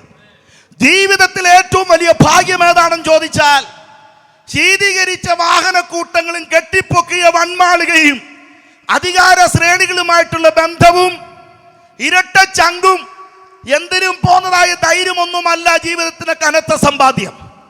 ജീവിതത്തിൽ ഏറ്റവും വലിയ സമ്പാദ്യം എന്ന് പറയുന്നത് ദൈവമാരാണ് എന്ന് അറിഞ്ഞതായിരിക്കുന്ന അമൂല്യമായ അനുഭവമാണ്. പാരമ്പര്യമോ പ്രൗഢിയൊക്കെ പറയാൻ പോയാൽ ഞാനും തോക്കില്ല, നിങ്ങളും തോക്കില്ല. നമ്മളെല്ലാം ഒന്നിനൊന്നിന് മെച്ചപ്പെട്ട് നിൽക്കുന്നവരാണ്. ആരുടെയും കുറഞ്ഞ വ്യക്തിയൊന്നുമല്ല. അതുകൊണ്ട് ഇതൊന്നും പറഞ്ഞ് ആരെയും പേടിപ്പിക്കുകയും വേണ്ട, പരാജയപ്പെടുത്തുകയും വേണ്ട. എന്നാൽ നമ്മളെ വ്യത്യസ്തനാക്കുന്നത് നമുക്ക് ദൈവത്തെ അറിയാൻ ഭാഗ്യം ലഭിച്ചു എന്നുള്ളതാണ്. യേശുവിനെ അടുത്തനുഭവിച്ചറിയാൻ ഭാഗ്യം ലഭിച്ചു എന്നുള്ളതാണ്. ഈ ഭൂമിയിൽ മറ്റൊന്നും കിട്ടിയില്ലെങ്കിലും ഈ പ്രായപരിധിക്കുള്ളിൽ നമ്മൾ നേടിയ കനത്ത സമ്പാദ്യം യേശു എന്ന് പറയുന്ന സത്യത്തെ അറിഞ്ഞു എന്നുള്ളതാണ്. ആ കരമൊന്ന് ചേർത്തടിക്കാൻ പറ്റുമോ? യേശുവിനെ അറിയാത്ത ബാക്കി ഏത് സമ്പാദ്യമാണെങ്കിലും അത് ജീവിതത്തിലെ നിരർത്ഥകമാണ്, അർത്ഥമില്ലാത്തതാണ്. ദേശമേ വീടിനകത്തും വഴിയോരങ്ങളിലും വാഹനങ്ങളിലുമൊക്കെ ഇരുന്ന് ചെവി തുറന്ന് സജോ തോണിക്കുഴിയുടെ വാക്കല്ല, യേശുവിൻ്റെ വചനം കേൾക്കണം. നിങ്ങൾക്ക് ഈ ഭൂമിയിൽ ജീവിക്കാനുള്ള എല്ലാ സാഹചര്യവും സുഖങ്ങളും ദൈവം തന്നിട്ടുണ്ട്. അത് ദൈവത്തിൻ്റെ മഹത്തായിരിക്കുന്ന ദാനങ്ങളാണ്. എല്ലാം ദൈവത്തോടുള്ള നന്ദിയോടുകൂടി അനുഭവിച്ചു കൊള്ളൂ. പക്ഷേ ഇതല്ല ജീവിതം എന്ന് പറയുന്നത്. ഇത് മാത്രം ജീവിതമായി നിങ്ങൾ കണക്ക് കൂട്ടുകയും ചെയ്യരുത്. വെട്ടിപ്പിടിച്ചതും കെട്ടിപ്പിടിച്ചതും പൊത്തിപ്പിടിച്ചതുമായിരിക്കുന്ന കാര്യങ്ങളെല്ലാം വിട്ടിട്ടൊരു നാളിൽ ഈ പാരിൻ പരപ്പിൽ നിന്നും മനുഷ്യൻ പറന്നു പോകേണ്ടതായിട്ട് വരുമെന്ന സത്യം ഇന്ന് രാത്രിയും കൂടെ ഒന്ന് ഓർക്കുന്നത് നല്ലതായിരിക്കും. ഒരു പക്ഷേ ആ വിട്ടുപിരിയുന്ന സന്ദർഭം ഈ രാത്രി തന്നെയാണെങ്കിൽ, ഈ രാത്രി ദൈവത്തിന്റെ അംബാസഡറായി നിന്നുകൊണ്ട് തുമ്പമണ്ണിനോട് ഞാൻ ചോദിക്കുന്നു, നിന്റെ നിത്യത നീ എവിടെ ചിലവഴിക്കും? മരണശേഷം നിന്റെ ജീവിതം എന്തായി തീരും? ഹലോ, ചെവി തുറന്ന് കേൾക്കണം. നല്ല മരുന്നാണ് കഴിക്കുന്നത്. കൊടുങ്കാറ്റ് വന്നാലും ഇളകി വീഴാത്ത നല്ല വാർക്ക വീടാണുള്ളത്. ഒരു ട്രക്ക് വന്നിടിച്ചാലും തകരാത്ത ഒരു വലിയ വിലക്കൂട്ടിയതായിരിക്കുന്ന വാഹനത്തിലാണ് സഞ്ചരിക്കുന്നത്. പക്ഷേ ഈ വക കാര്യങ്ങളൊന്നും മരണത്തിനൊരു തടസ്സമല്ല. രംഗബോധമില്ലാത്ത കോമാളി നിന്റെ കൊട്ടാരത്തിലോ കുടിലിലോ എവിടെയാണെങ്കിലും നീ പ്രതീക്ഷിക്കാത്ത സമയത്ത് കടന്നു വന്നാൽ ആ മരണം എന്ന് പറയുന്നത് ഒന്നിന്റെയും അവസാനമല്ല, അത് മറ്റൊരു ജീവിതത്തിന്റെ ആരംഭമാണ്. ആ ജീവിതം തെരഞ്ഞെടുക്കേണ്ട സുവർണ നിമിഷമാണ് ഈ രാത്രിയിലെ സുവിശേഷ യോഗത്തിൽ കൂടെ ദൈവം നിനക്ക് തന്നിട്ടുള്ളതെന്ന് മനസ്സിലാക്കുന്നതാണ് ജീവിതത്തിലെ മഹത്തായ തിരിച്ചറിവ്. അത് നമുക്ക് ലഭിച്ചില്ലേ, അത് നമുക്ക് ലഭിച്ചില്ലേ. അതാണ് ഭാഗ്യം. അതാണ് ജീവിതത്തിലെ ഏറ്റവും ധന്യകരമായിരിക്കുന്ന അവസ്ഥ എന്ന് പറയുന്നത്. ആരാണ് ദൈവം? ആരാണ് ക്രിസ്തു? അവൻ അദൃശ്യനായ ദൈവത്തിൻ്റെ വെളിപ്പാട്. ദൈവത്വത്തിൽ അവൻ ദൈവത്തെ ലോകത്തിന് മുമ്പിൽ അവതരിപ്പിക്കുന്നവനാണ് ക്രിസ്തു. മനുഷ്യത്വത്തിൽ യേശുവിൻ്റെ ജഡാവതാരത്തിൽ കൂടെ ലഭിക്കുന്ന സന്ദേശം എന്താണ്? മറ്റൊന്നുമല്ല, മനുഷ്യൻ എന്തായിരുന്നു, ഇനി അവൻ എന്തായിത്തീരണം. ഈ രണ്ട് കാര്യമാണ് യേശു ക്രിസ്തുവിന് മനുഷ്യത്വത്തിൽ കൂടെ നമുക്ക് ലഭിക്കുന്ന സന്ദേശം. ഒന്നുകൂടി പറയാം. ദൈവത്വത്തിൽ യേശു ക്രിസ്തു ഈ ഭൂമിയിൽ വന്നതിന്റെ പിന്നിലെ രഹസ്യം ഏക സത്യ നിത്യ ദൈവത്തെ വെളിപ്പെടുത്താൻ വേണ്ടിയിട്ടാണ്. എന്നെ കണ്ടവൻ പിതാവിനെ കണ്ടിരിക്കുന്നു. യോഹന്നാൻ സുവിശേഷത്തിലെ തന്റെ അവകാശവാദമാണ്. എന്നിൽ കൂടെ അല്ലാതെ എന്നുള്ള പ്രസ്താവനകളൊക്കെ തൻ്റെ ദൈവാധിപത്യത്തെയും ദൈവിക അസ്തിത്വത്തെയും വെളിപ്പെടുത്തുന്നതായ കാര്യങ്ങളാണ്. അപ്പോൾ ദൈവിക വിഷയത്തിൽ യേശു ദൈവത്തിൻ്റെ വെളിപ്പാടാണ്. പക്ഷെ മനുഷ്യത്വത്തിൽ യേശു എന്താണ്? മറ്റൊന്നുമല്ല. മനുഷ്യത്വത്തിൽ മനുഷ്യനോട് ദൈവം പറയുന്ന യേശുവിൻ്റെ സന്ദേശം, മനുഷ്യൻ മുമ്പ് ആരായിരുന്നു, ഇനി അവൻ എന്തായി തീരണം, എങ്ങനെയായി തീരണം. ആരായിരുന്നു മനുഷ്യൻ? ദൈവത്തോടു കൂടെ വസിച്ചിരുന്നവൻ, ദൈവരാജ്യത്തിൽ വസിച്ചിരുന്നവൻ, ദൈവത്തോട് സ്നേഹബന്ധവും എല്ലാ നിലകളിലുള്ളതായിരിക്കുന്ന ബന്ധങ്ങൾ സൂക്ഷിച്ചിരുന്ന, അമൂല്യമായ ജീവിതാനുഭവം ഉണ്ടായിരുന്ന സൃഷ്ടികളിൽ മണിമകുടം. പക്ഷേ അവൻ അപജയം സംഭവിച്ചു. അവന്റെ ഇടയിലേക്ക്, ദൈവത്തിന് മനുഷ്യർക്കിടയിലേക്ക് വന്ന അദൃശ്യ ശക്തിയായിരിക്കുന്ന സാത്താൻ അവന്റെ കൗൺസിലിൽ കൂടെ മനോഹരമായിരിക്കുന്ന ബന്ധം ശിഥിലീകരിക്കപ്പെടുകയാണ്. പാപത്തിന്റെ ദംശനം അവൻ ഏൽക്കപ്പെട്ടു.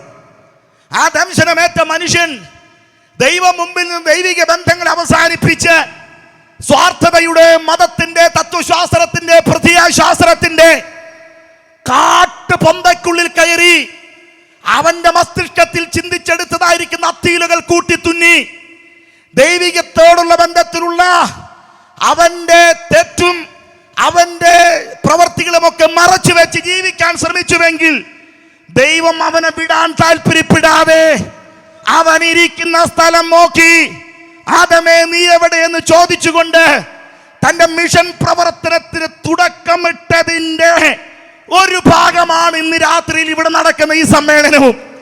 എന്ന് പറഞ്ഞാൽ ദൈവം തന്റെ സ്വരൂപത്തിൽ സാദൃശ്യം സൃഷ്ടിച്ചതായിരിക്കുന്ന മനുഷ്യനെ അവന്റെ ജീവിതത്തിൽ സംഭവിക്കപ്പെട്ട തെറ്റിന്റെ അടിസ്ഥാനത്തിൽ അവന് പാഴായി പോയെന്ന് തോന്നി അവനെ വലിച്ചെറിയാനായിട്ട് താല്പര്യപ്പെടാതെ പാഴായി പോയതിനെ പരിവർത്തനത്തിൽ കൂടെ പ്രയോജനമുള്ളവനാക്കി ദൈവിക ബന്ധത്തിലേക്ക് കൊണ്ടുവരുവാൻ ദൈവം നടത്തിയ കർമ്മ പദ്ധതിയാണ് യേശു ക്രിസ്തുവിനെ ഭൂമിയിലേക്ക് അയച്ചത്. എന്താണ് മനുഷ്യന്റെ പരാജയം? പാപം. എന്താണ് പാപത്തിന് ഉൽപ്പത്തി? സാത്താൻ. അതുകൊണ്ട് യേശു ക്രിസ്തുവിന്റെ അവതാരത്തോടുള്ള ബന്ധത്തിൽ ആ അവതാരം എന്തിനു വേണ്ടിയിട്ടുള്ളതാണ് യോഹന്നാൻ വെളിപ്പെടുത്തി. അദ്ദേഹം പറഞ്ഞു, സാത്താന്റെ പ്രവർത്തികൾ അഴിപ്പാൻ അത്രേ ദൈവപുത്രൻ പ്രത്യക്ഷനായത്. എന്തിനാ സാത്താന്റെ പ്രവർത്തികൾ അഴിക്കുന്നത്? ദൈവത്തിന്റെ മണിമകുടമായ സൃഷ്ടികളിൽ പ്രധാനിയായി മനുഷ്യനെ സാത്താൻ ബന്ധിച്ചു നിർത്തിയിരിക്കുകയാണ്. ആ ബന്ധനങ്ങളെ പൊട്ടിച്ചിട്ട് ആദമ്യ അനുഭവത്തിലേക്ക് കൊണ്ടുവരാൻ, ഏതന്യ അനുഭവത്തിലേക്ക് കൊണ്ടുവരുവാൻ, തന്റെ രാജ്യത്തിന്റെ അവകാശത്തിലേക്ക് കൊണ്ടുവരുവാൻ, താൻ അവന് കൊടുത്ത വാഴ്ചയുടെ അധികാരത്തിലേക്ക് മടക്കി കൊണ്ടുവരുവാൻ ദൈവം ചെയ്ത പദ്ധതിയാണ് യേശു ക്രിസ്തുവിന്റെ ക്രൂശ് മരണം. ഇന്ന് രാത്രിയിൽ അത് വിശ്വസിച്ച ദൈവമക്കളാണ് ഞാൻ നിങ്ങളുമെങ്കിൽ ഇതുപോരാ പ്രതികരണം.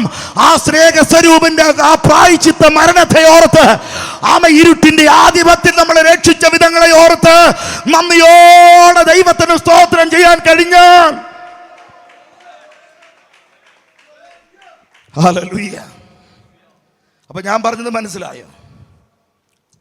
ആശയങ്ങൾ പിടികിട്ടിയാൽ മതി, അക്ഷരപ്പിശകൊക്കെ സംഭവിക്കും. ആമേൻ. ദൈവത്വത്തിൽ അവൻ ദൈവത്തെ വെളിപ്പെടുത്തുകയാണ്. ഈ ദൈവത്തെക്കുറിച്ചുള്ള വെളിപ്പാട് ക്രിസ്തുവാണ് നമുക്ക് തരുന്നത്. പക്ഷെ ക്രിസ്തുവിനെ കുറിച്ചുള്ള വെളിപ്പാട് ആരാ തരുന്നതെന്നറിയാം? ആരാ കൊടുക്കേണ്ടതെന്നറിയാമോ? അത് സഭയാണ്. ഒന്നുകൂടി പറയാം, ദൈവത്തെക്കുറിച്ചുള്ള വെളിപ്പാട് യേശു ക്രിസ്തു നമുക്ക് തന്നു. പക്ഷെ യേശു ക്രിസ്തുവിനെ ലോകത്തിന് മുമ്പിൽ വെളിപ്പെടുത്തേണ്ടത് സഭയാണ്. ആരാ സഭ? ഞാൻ, നിങ്ങൾ, നമ്മൾ. നിങ്ങൾ ദൈവത്തിന്റെ മന്ദിരമെന്നും ദൈവത്തിന്റെ ആത്മാവ് നിങ്ങളിൽ വസിക്കുന്നു നിങ്ങൾ അറിയുന്നില്ലയോ? ദൈവത്തിന്റെ സഭ എന്ന് പറയുന്നത് ഞാനാണ്, നിങ്ങളാണ്, നമ്മളാണ്. വിളിച്ചു പറഞ്ഞിരിക്കപ്പെട്ട കൂട്ടമാണ് ദൈവത്തിന്റെ സഭ. ആ സഭ ലോകത്തിന് മുമ്പിൽ ഒരു പത്രമാണ്. ആ പത്രത്തിന്റെ പ്രധാന സന്ദേശം ക്രിസ്തു ആരാണെന്ന് വെളിപ്പെടുത്തുന്നതാണ്. മനസ്സിലാകുന്നുണ്ടോ? ഒരു പ്രഭാഷകനായി ഞാൻ യേശുവിനെ വിളംബരം ചെയ്യുന്നു. പാട്ടുകാരായി നിങ്ങൾ വിളംബരം ചെയ്യുന്നു. എഴുത്തുകാരനായിട്ട് നിങ്ങൾ വിളംബരം ചെയ്യുന്നു. അധ്യാപകനായി ബഹുമാനപ്പെട്ട സാർ വിളംബരം ചെയ്യുന്നു. ഇടയ പരിപാലനത്തിൽ കൂടെ നിങ്ങൾ വിളംബരം ചെയ്യുന്നു. നിങ്ങൾ എന്ത് ചെയ്യുന്നു സമൂഹത്തിൽ? നിങ്ങൾ യേശുവിന്റെ ഏത് ഭാഗത്വമാണ് നിർവർത്തിക്കുന്നത്? ഇന്ന് രാത്രി ഞാനൊരു കാര്യം പറയാം. ഞങ്ങൾ മാത്രമല്ല യേശുവിന്റെ വിളംബരകന്മാരായി നിലനിൽക്കുന്നത്. നിങ്ങളും യേശുവിനെ ലോകത്തിന് മുമ്പിൽ വെളിപ്പെടുത്തേണ്ടവരാണ്. നിങ്ങളുടെ പ്രവർത്തികളിൽ കൂടെ, നിങ്ങളുടെ ജീവിതത്തിൽ കൂടെ ഈ സമൂഹത്തിന് മുമ്പിൽ യേശുവിനെ വെളിപ്പെടുത്തുവാൻ വിളിക്കപ്പെട്ടിരിക്കുന്നവരാകെ കൊണ്ട് നിങ്ങൾ ദൈവരാജ്യത്തിൽ അന്യരല്ല, ദൈവരാജ്യത്തിന്റെ ഏറ്റവും പ്രധാനപ്പെട്ട അവകാശികളാണെങ്കിൽ ആ അവകാശത്തെ മനസ്സിലാക്കിയവർ കരമുയർത്തി ദൈവത്തിൽ നിന്ന് മഹത്വം കരേറ്റിക്കുക. ഹല്ലേലൂയ. ഇനി രണ്ടാമത്തെ കാര്യം, ദൈവത്തെ അറിയാൻ ഏതെങ്കിലും മനുഷ്യൻ ആഗ്രഹിക്കുന്നുണ്ടെങ്കിൽ മലയും കയറണ്ട, തീർത്ഥാടനവും നടത്തണ്ട, മെഴുകുതിരിയും കത്തിക്കണ്ട, ഒരു നാണയവും വലിച്ചെറിയണ്ട, ഒരു ഉരുണ്ട നേർച്ചയും ഉരുളി കമത്തും നടത്തണ്ട. ആ ഇരിക്കുന്ന ഇരിപ്പിടത്തിൽ ഇരുന്നു കൊണ്ട് എൻ്റെ യേശുവെ ഒന്ന് വിളിച്ചാൽ നിന്റെ അടുക്കൽ ആകാശം ചായ്ച്ചിറങ്ങി വന്നിട്ട് അവൻ നിന്നോട് സംസാരിപ്പാൻ കരുത്തുള്ള കാലത്തിൻ്റെ കതിരവനാണ് എൻ്റെ കർത്താവ്. എന്നിട്ടും അവൻ പലവട്ടം നിന്നോട് വന്ന് സംസാരിച്ചിട്ടും നിനക്കവൻ ദൈവമാണെന്നും അവൻ മാത്രമാണ് ദൈവമെന്നും മനസ്സിലാക്കാൻ കഴിഞ്ഞില്ലെങ്കിൽ നിനക്ക് ലഭിക്കപ്പെടുന്ന ദൈവത്തെക്കുറിച്ചുള്ള ഏറ്റവും മൂല്യമായ വെളിപ്പാടാണ് ഈ തിരുവെഴുത്തെന്ന് പറയുന്നത്. ഈ വിശുദ്ധ ബൈബിളും ദൈവം ആരെന്ന് വെളിപ്പെടുത്തുന്ന അനുഗ്രഹിക്കപ്പെട്ടതായ എഴുത്തുകളാകയാൽ ഇതൊരു സാധാരണ പുസ്തകമല്ല, ഇത് ദൈവമാണെന്ന് വിശ്വസിക്കുന്നവർ അക്കരമുയർത്തി ദൈവത്തിന് മഹത്വം കൊടുക്ക്. ഈ വചനം നിന്നെ ക്രിസ്തു നിമിത്തം തികവുള്ളവനാക്കി തീർക്കുകയാണ്. സ്നേഹിത, നിന്റെ ജീവിതത്തിന്റെ പരാജയം, വീഴ്ചകൾ, ആ വിഷമതകൾ, പ്രയാസങ്ങളൊക്കെ പാപവുമായി ബന്ധപ്പെട്ട് കിടക്കുന്നതാണെന്ന് നിനക്കറിയാം. അത് ശാപമായി നിലനിൽക്കുന്നു എന്നുള്ള കാര്യം നിങ്ങൾക്കറിയാം. അതിന് മാറ്റമുണ്ടാകാൻ ദൈവത്തെ മാത്രം മാറ്റി നിർത്തിയിട്ട് ദൈവമെന്ന് തോന്നിക്കുന്നതായ മറ്റേതെങ്കിലും വ്യാജമായ വഴിയിൽ കൂടെ സഞ്ചരിച്ചിട്ട് ബന്ധനങ്ങൾ കൂടുതൽ മുറുകുകയല്ലാതെ അതിനൊരു അയവ് വന്നിട്ടില്ലെങ്കിൽ നീ ഈ തിരുവെഴുത്തിൽ കൂടെ യേശുവിനെ ഒന്ന് അടുത്തറിഞ്ഞ് അവൻ തൻ്റെ വചനം അയച്ച് നിന്റെ കുഴികളിൽ നിന്നും രക്ഷിച്ചിട്ട്, അവൻ തൻ്റെ വചനം അയച്ച് നിന്നെ വിടുവിച്ചിട്ട് നീ ഈ കിടക്കുന്ന ഇരുട്ടിന്റെ ആധിപത്യത്തിൽ നിന്നും ദൈവരാജ്യത്തിന്റെ പൂങ്കാവനത്തിലെ ഒരു ചെടിയായും പുഷ്പമായും ഈ ലോകത്തിൽ പരിലസിക്കത്തക്ക നിലകളിൽ പരിശുദ്ധാത്മാവ് നിലമേൽ പരിവർത്തനം തരാൻ ആഗ്രഹിക്കുമ്പോൾ ഇന്ന് രാത്രി ആമേൻ കർത്താവേ ഞാനിതാ വരുന്നു എന്ന് പറഞ്ഞ് അവന്റെ ക്രൂശിന്റെ അടുക്കിലേക്ക് വന്നോ, ഈ രാത്രി അവന്റെ തുളയ്ക്കപ്പെട്ട കരം നിന്റെ മേൽ വെക്കുകയാണ്. അത് നിമിത്തം നിന്റെ രോഗബന്ധനങ്ങൾ അഴിയുകയാണ്, അത് നിമിത്തം നിന്റെ ശാപങ്ങൾ അഴിയുകയാണ്, നിന്റെ കുഞ്ഞുങ്ങൾ നേരെ സ്വഭാവത്തിലേക്ക് വരികയാണ്, നിന്റെ വിവാഹ ജീവിതത്തിന്റെ പരാജയം മാറുകയാണ്. ഇത് വിളിച്ചു പറയുന്നതാണ് സുവിശേഷ സമ്മേളനം എന്ന് പറഞ്ഞാൽ യേശു ക്രിസ്തുവിൽ കൂടെയുള്ള വിമോചനം. അപ്പോൾ ദൈവത്തെക്കുറിച്ചുള്ള വെളിപ്പാട് ക്രിസ്തു തരുന്നു, ക്രിസ്തുവിനെ കുറിച്ചുള്ള വെളിപ്പാട് സഭ കൊടുക്കുന്നു. ദൈവത്തെക്കുറിച്ചുള്ള വെളിപ്പാടിനും അല്ലെങ്കിൽ ക്രിസ്തുവിനെ കുറിച്ചുള്ള വെളിപ്പാടിനും ഉള്ള ഏറ്റവും പ്രധാനപ്പെട്ട മാധ്യമമാണ് ദൈവത്തിൻ്റെ വചനം എന്ന് പറയുന്നത്. ആ വചനത്തെ കൂട്ടിച്ചേർക്കാതെ അത് അതുപോലെ അവതരിപ്പിക്കപ്പെടുമ്പോൾ അത് നിമിത്തം ദൈവം നമുക്ക് മുമ്പിൽ വെളിപ്പെട്ട് നിൽക്കുമെന്ന് ഗലാത്യ ലേഖനത്തിൽ കൂടെ പൗലോസ് ഗലാത്യ സഭയെ പഠിപ്പിക്കുന്നു. ക്രൂശിക്കപ്പെട്ട ക്രിസ്തുവിനെ നിങ്ങൾക്ക് മുമ്പിൽ വരച്ച് കിട്ടിയിരിക്കെ എന്ന് പറഞ്ഞാൽ വെറുതെ ഒരു ചിത്രം വരച്ചു എന്നല്ലല്ലോ അതിൻ്റെ അർത്ഥം. തൻ്റെ തിരുവചന ശുശ്രൂഷയിൽ കൂടെ യേശു ക്രിസ്തുവിൻ്റെ അവതാര ലക്ഷ്യത്തെക്കുറിച്ചും രക്ഷാപദ്ധതിയെക്കുറിച്ച് ഗലാത്യ സഭയെ അറിയിച്ചുവെന്നുള്ളതാണ് അതിൻ്റെ വ്യക്തത. ഇന്ന് രാത്രി, ഇന്നലെ, ഇന്നും നാളെയൊക്കെയായി ഞങ്ങൾ അത് തന്നെയാണ് അവതരിപ്പിക്കുന്നത്.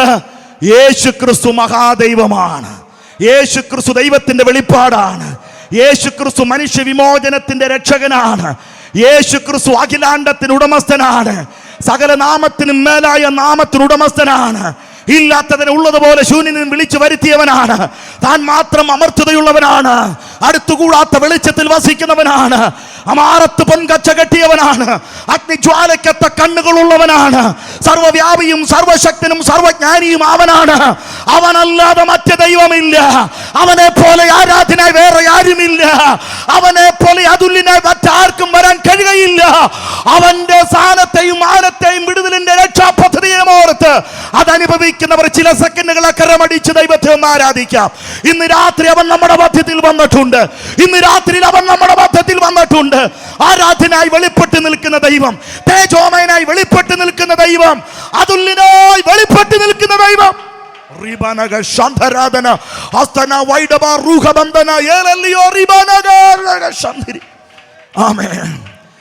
ദൈവത്തിന്റെ പരിശുദ്ധാത്മാവിനെ ഞാൻ വ്യക്തമായി അനുഭവിക്കുന്നു. ഇന്ന് രാത്രി ഇതിൻ്റെ അകത്തും പുറത്തും ചിലർ വിടുതൽ പ്രാപിച്ചുകൊണ്ടിരിക്കുക. നിങ്ങളത് വിശ്വസിക്കുന്നുണ്ടോ? ഇതിൻ്റെ അകത്തും പുറത്തും ചിലരുടെ മേൽ കർത്താവ് വിടുതൽ അയച്ചുകൊണ്ടിരിക്കുകയാണ്. ഞാൻ പറയുന്നത് ഞാൻ തയ്യാറാക്കിയ തിരക്കഥയല്ല, ഞാൻ വായിച്ചു കൂട്ടിയ അക്ഷരക്കൂട്ടങ്ങളുടെ ആശയങ്ങളല്ല. തിരുവെഴുത്തോട്ടും കറ ചേർക്കാതെ ഞാൻ അതുപോലൊരു പോസ്റ്റ്മാനെ പോലെ കൈമാറുമ്പോൾ ഇത് ദൈവത്തിൻ്റെ വചനമാകുകൊണ്ട്, ദൈവമാകുകൊണ്ട് അത് അതിൻ്റെ വിടുതലുകൾ വെളിപ്പെടുത്തും. അവൻ്റെ വായിൽ നിന്നും പുറപ്പെട്ട വചനം അതിൻ്റെ ക്രിയ ചെയ്യാതെ മടങ്ങി വന്നിട്ടില്ലെന്ന് ചരിത്രം പറയുന്നുവെങ്കിൽ ഇന്ന് രാത്രിയിലും അത് തുടരാൻ ദൈവത്തിന് കഴിയും. ഇന്നലകളിൽ നിങ്ങളിൽ കൂടെ തുടക്കം കുറിച്ച ദൈവിക പദ്ധതി ഏതെങ്കിലും സാഹചര്യവശത്താൽ വറ്റി വരണ്ട് മുരടിച്ച് കിടക്കുകയാണെങ്കിൽ ഇന്ന് രാത്രിയിൽ പെയ്തിറങ്ങുന്ന പെരുമഴയുടെ പരിശുദ്ധാത്മാവിന്റെ ശക്തിയാൽ, വചനത്തിന്റെ ശക്തിയാൽ ആമേ അത് പൊട്ടിക്കിളർക്കുന്ന രാത്രിയാണെന്ന് സഭയുടെ ചിത്രങ്ങൾക്ക് മാറ്റം വരാൻ പോകുകയാണ്. ഗ്രാമത്തിന്റെ അവസ്ഥകൾക്ക് മാറ്റം വരാൻ പോകുകയാണ്. അല്ല അല്ല, നിന്റെ കുടുംബത്തിന്റെ സ്ഥിതി മാറാൻ പോകുകയാണ്. നിന്റെ തലമുറകൾ വിടുവിക്കപ്പെടാൻ പോകുകയാണ്. അത് വിശ്വസിക്കുന്നവർ കരമടിച്ച് ആരാധിച്ചാട്ടെ. ജോലിയിലെ, ശുശ്രൂഷയിലെ, ശരീരത്തിലെ, തലമുറയിലെ, സഭയിലെ, സമൂഹത്തിൽ ആകമാനം വ്യത്യാസം വരും ദൈവിക പരിവർത്തനത്തിന് ശക്തി. ആമേൻ. അഴിഞ്ഞിട്ട് അഴിച്ചു കളയാൻ ശ്രമിച്ചിട്ടും അഴിഞ്ഞു മാറാതെ ബന്ധനത്തിന്റെ അവസ്ഥകളിലേക്ക് വീണ്ടും വീണ്ടും പോകുന്ന വ്യക്തികളെ അലമുറയിട്ട് കരയുണ്ടോ? ഇന്ന് രാത്രി ഞങ്ങൾ ഉറക്കെ വിളിച്ചു പറയുന്നു, യേശു നിന്റെ വിമോചകനായി നിന്റെ മുമ്പിൽ വന്നു നിൽപ്പുണ്ട്. ഹല്ലേലൂയ. ഈ ലേഖനത്തില് ഒരുപാട് പ്രധാനപ്പെട്ട വാക്യങ്ങളുണ്ട്. അതിലൊരു വാക്യമാണ് അവൻ അദൃശ്യനായ ദൈവത്തിന്റെ പ്രതിമ. രണ്ടാമത്തെ വാക്യമാണ് അവൻ ക്രൂശിൽ ചൊരിഞ്ഞ രക്തത്താൽ അവൻ മുഖാന്തരം നമുക്ക് സമാധാനമുണ്ടായി. സമാധാനത്തിന്റെ പ്രിൻസ് ഓഫ് പീസ് അത് യേശു ക്രിസ്തുവാണ്. സമാധാനത്തിന് മറ്റൊരു മാധ്യമവും ഈ അമ്പലച്ചോട്ടിൽ പാരിൻപരപ്പിലില്ല. നിനക്ക് എല്ലാം ഉണ്ട്, പക്ഷെ സമാധാനമില്ല. സമാധാനമില്ലാത്തത് കൊണ്ട് എല്ലാം ഉണ്ടായിട്ടും തോക്കിൻ കുഴലിൽ ജീവിതം അവസാനിപ്പിക്കുകയാണ്. എന്തെങ്കിലും ഉണ്ട് എന്ന് പറയുന്നതല്ല കാര്യം, ഉണ്ടാകേണ്ടത് ഉണ്ടായിരിക്കുന്നതാണ് പ്രധാനപ്പെട്ടത്. ഞങ്ങൾക്ക് നിങ്ങൾ പറയുന്നതൊന്നുമില്ല, പക്ഷെ നിങ്ങൾക്കില്ലാത്തത് ഞങ്ങൾക്കുണ്ട്. അത് മറ്റൊന്നുമല്ല, സകല ബുദ്ധിയും കവിയുന്ന ദിവ്യ സമാധാനം. ആമേൻ. കൂട്ടത്തിൽ നിൽക്കുന്നവർ കുതികാലി ചവിട്ടിയാലും, എതിരാളികൾ അഗ്നിശരങ്ങൾ നെഞ്ചിന് നേരെ തൊടുത്തുവിട്ടാലും, ഇല്ലായ്മകളെയും വല്ലായ്മകളെയും കൊടുങ്കാറ്റുകൾ ഞങ്ങൾ കാഞ്ഞടിച്ചാലും പതറിപ്പോകാതെ പാട്ടുപാടുന്നതിന്റെ കാരണം ഞങ്ങളുടെ ഹൃദയത്തിൽ സമാധാനമുള്ളത് കൊണ്ടാണ്. കരമൊന്നുയർത്തി സ്വത്രം പറഞ്ഞ് കരമൊന്നുയർത്തി ദൈവത്തിന് സ്വത്രം പറഞ്ഞ് ഞങ്ങൾക്കില്ലാത്തത് നിങ്ങൾക്കില്ല, നിങ്ങൾക്കില്ലാത്തത് ഞങ്ങൾക്ക് ഉണ്ട് എന്നുള്ളതാണ് പ്രധാനം. അതുകൊണ്ട് ഞങ്ങൾക്കുള്ളത് നിങ്ങൾക്ക് തരികയാണ്. നസ്രയനായ യേശുവിന്റെ നാമത്തിൽ എഴുന്നേൽക്ക. ഇന്ന് രാത്രി വിടുതൽ ദൈവം തരാൻ സന്നദ്ധനാണ്. മാണയത്തൊട്ട് കൊടുക്കാൻ പത്രോസിന്റെ പക്കലില്ല, യോഹന്നാന്റെ പക്കലില്ല. യോഹന്നാൻ ഇല്ലെന്ന് ഞാൻ പറയില്ല, യോഹന്നാനുണ്ട്. അയാളൊരു ഫിഷർമാന്റെ മകനാ. അതുകൊണ്ട് അയാൾക്ക് കുറച്ച് നാണയങ്ങളൊക്കെ ഉണ്ട്. അതുകൊണ്ടായിരിക്കാം പത്രോസ് ഇടം കൈയും കൊണ്ട് യോഹന്നാനെ ചേർത്ത് പിടിച്ചിട്ട് വലങ്കൈ മുടന്തിന് നേരെ നീട്ടിയത്. ഞങ്ങനെ പാവനെ വെറുതെ അങ്ങോട്ട് കാണുകയാണ്. ഇനിയിപ്പോൾ അത് ഒരു ഉപദേശമായിട്ടൊന്നും കൂട്ടണ്ട. ആമേൻ. എനിക്കുള്ളത് നിനക്ക് തരുന്നു എന്നാ പറഞ്ഞത്. എനിക്ക് ഉള്ളത് നിനക്ക് തരുന്നു, ഞങ്ങൾക്കുള്ളതെന്ന് അവിടെ പത്രോസ് പറഞ്ഞില്ല. താരം ഒരുമിച്ചാ പോയത്, ഒരുമിച്ചാ നോക്കിയത്, അവനെ ഒരുമിച്ചാ കാര്യങ്ങളൊക്കെ ചെയ്തതെങ്കിലും അഭിഷേകം കൈമാറിയപ്പോൾ പത്രോസ് വ്യക്തിത്വത്തിൽ നിന്നിട്ട് പറയും, എനിക്കുള്ളത് നിനക്ക് തരുന്നു. ഇന്ന് രാത്രിയിൽ അതേ നമുക്ക് കൊടുക്കാനുള്ളൂ. ഞാനത് നിങ്ങൾക്ക് കൈമാറുകയാണ്. എനിക്കുള്ള സമാധാനം ഞാൻ നിങ്ങൾക്ക് തരികയാണ്. എന്റെ അഭിഷേകം ഞാൻ നിങ്ങൾക്ക് തരികയാണ്. എനിക്ക് തന്നിരിക്കുന്ന ദൈവിക വെളിപ്പാട് ഇന്ന് രാത്രി ഞാൻ നിങ്ങൾക്ക് തരികയാണ്. നസ്രയനായ യേശുവിന്റെ നാമത്തിൽ എഴുന്നേൽക്ക. നീ എഴുന്നേറ്റ് വരിക. യേശുവിന്റെ നാമത്തിൽ ഇന്ന് രാത്രി അത് സംഭവിക്കും.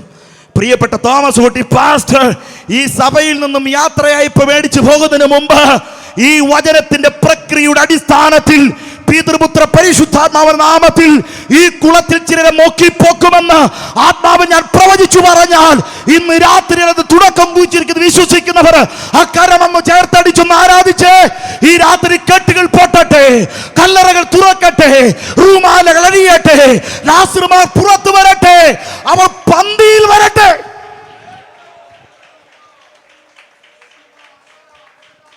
ഹല്ലേലൂയ.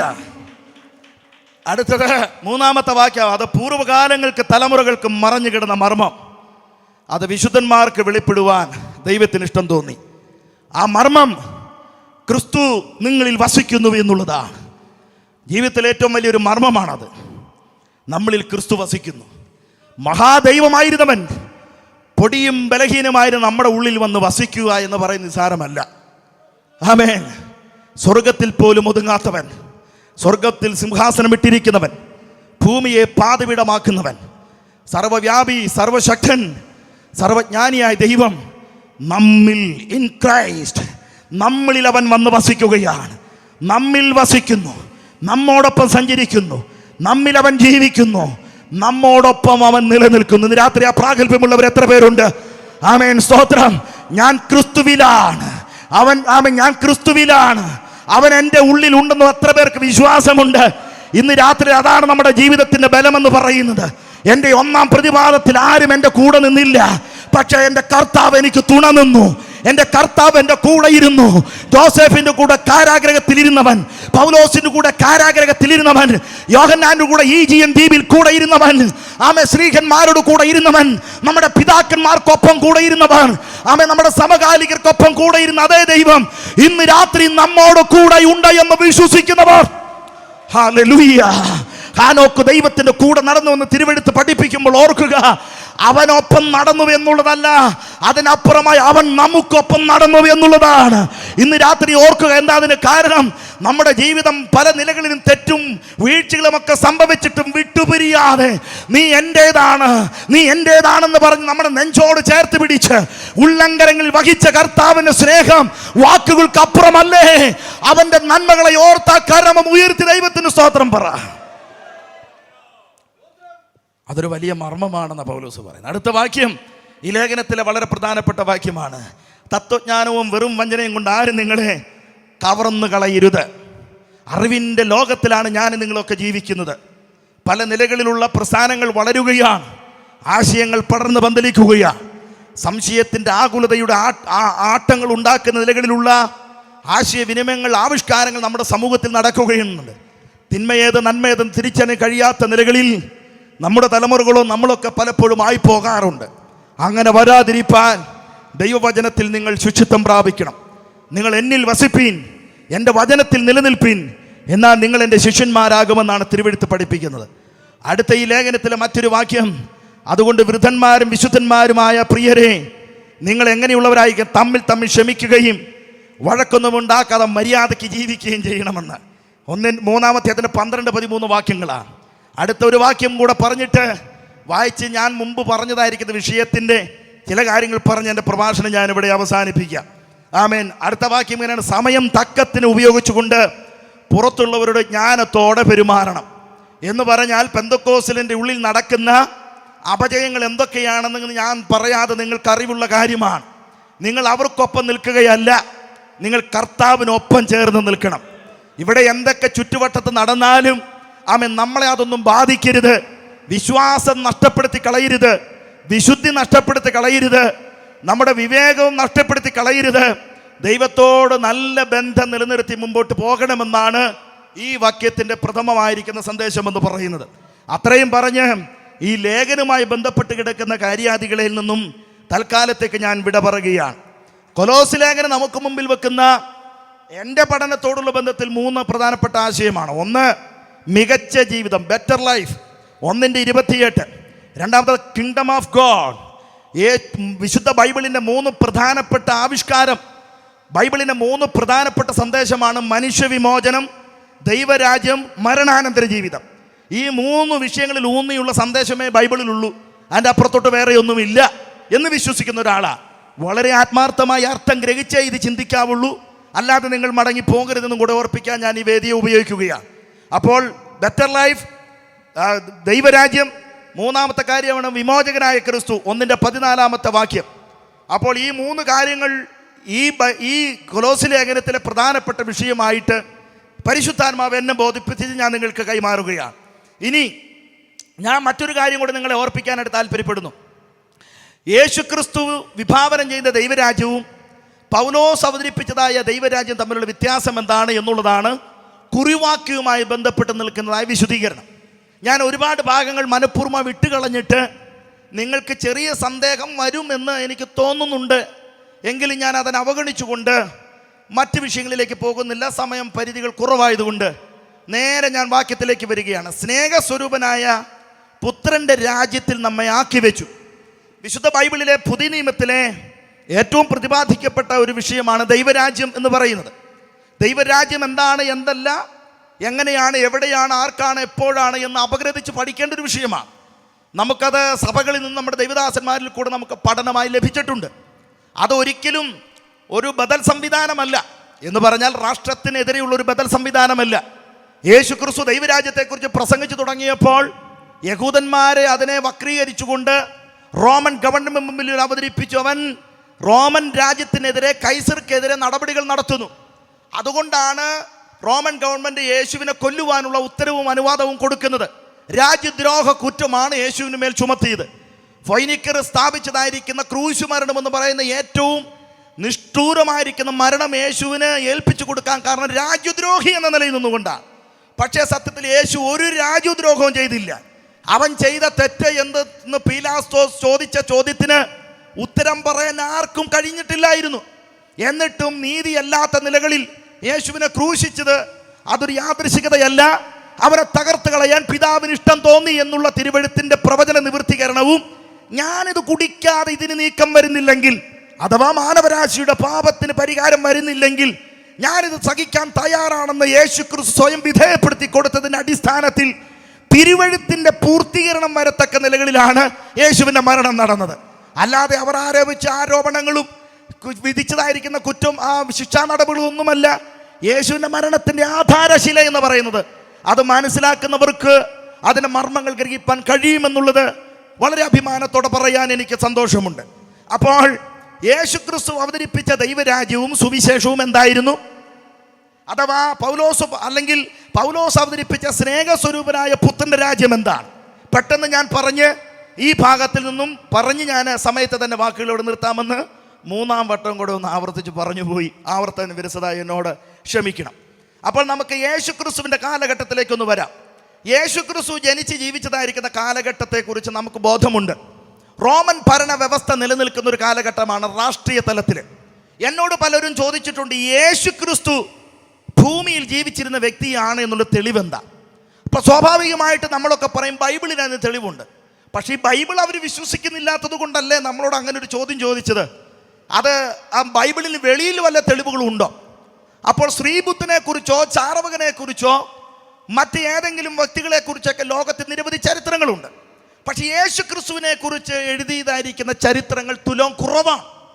അത്തരത്തിലുള്ളതായ പൊതുഗ്രന്ഥങ്ങൾ കണ്ടെടുക്കാൻ വളരെ ബുദ്ധിമുട്ടുണ്ട്. പിന്നെ അവിടെ ഇവിടങ്ങളിലായ ചില ചരിത്രകാരന്മാരൊക്കെ, പ്രത്യേകിച്ച് യഹൂദ ചരിത്രന്മാരായിരിക്കുന്ന ജോസിഫസും ടാസിറ്റസും പോലുള്ള ആളുകളൊക്കെ അവരുടെ രാഷ്ട്രീയ ചരിത്രത്തിൽ യേശു ക്രിസ്തുവിനെ മെൻഷൻ ചെയ്തിട്ടുണ്ട് എന്നുള്ളതൊരു യാഥാർത്ഥ്യമാണ്. എന്നാൽ ബൈബിളിൽ ഉള്ളിൽ തന്നെ ഒരു ചരിത്ര പുസ്തകമായിട്ട് നിലനിൽക്കുന്നു എന്ന് പറഞ്ഞാൽ, ഒന്നുകൂടെ തിരുത്തി പറയാം, ബൈബിളാണ് ചരിത്രങ്ങളുടെ ചരിത്ര പുസ്തകമായിട്ട് നിലനിൽക്കുന്നത്. അതുകൊണ്ട് മറ്റൊരു തെളിവിലേക്ക് പോകേണ്ടതായിട്ടില്ല. എങ്കിലും നിങ്ങളുടെ സംതൃപ്തിക്ക് വേണ്ടി ഞാനൊരു കാര്യം പറയാം. യേശു ക്രിസ്തു ജീവിച്ചിരുന്നു എന്നുള്ളതിൻ്റെ തെളിവുകൾ എന്തൊക്കെയാണ്? ലൂക്കോസ് 1-ാം അധ്യായവും 2-ാം അധ്യായവും ലൂക്കോസ് എന്ന് പറയുന്ന യവനൻ വളരെ കൃത്യമായിട്ട് അവതരിപ്പിക്കുമ്പോൾ അന്നത്തെ റോമൻ രാഷ്ട്രീയ വ്യവസ്ഥകളെയും യഹൂദ മതമണ്ഡലത്തെക്കുറിച്ചും അദ്ദേഹം രേഖപ്പെടുത്തുന്നുണ്ട്. അന്ന് നിലനിന്ന റോമൻ ഭരണത്തിലെ ആദ്യത്തെ ചക്രവർത്തി അഗസ്തോസ് ചക്രവർത്തിയാണ്. രണ്ടാമത്തെ ചക്രവർത്തി തിബിരിയാസാണ്. ഇവരുടെ രണ്ടുപേരുടെയും പേര് ലൂക്കോസ് എന്ന് പറയുന്ന യവനനായ ചരിത്രകാരൻ, ഡോക്ടറായ ചരിത്രകാരൻ വിട്ടുകളയാതെ രേഖപ്പെടുത്തിയിട്ടുണ്ട്. അപ്പോൾ ഒരു കാര്യം ഞാൻ നിങ്ങളെ ഓർപ്പിക്കാം. ഈ അഗസ്തോസും ഈ പറയുന്ന തിബിരിയാസും ജീവിച്ചിരിപ്പില്ലെന്ന് നിങ്ങൾ പറയുമോ? അത് നിങ്ങൾക്ക് പറയാൻ കഴിയില്ല. കാരണം അവരെ കുറിച്ചുള്ള ലോക രാഷ്ട്രീയ ചരിത്രം നമ്മുടെ ലോകത്തിൽ സുലഭമായി ലഭിക്കപ്പെടുന്നുണ്ട്.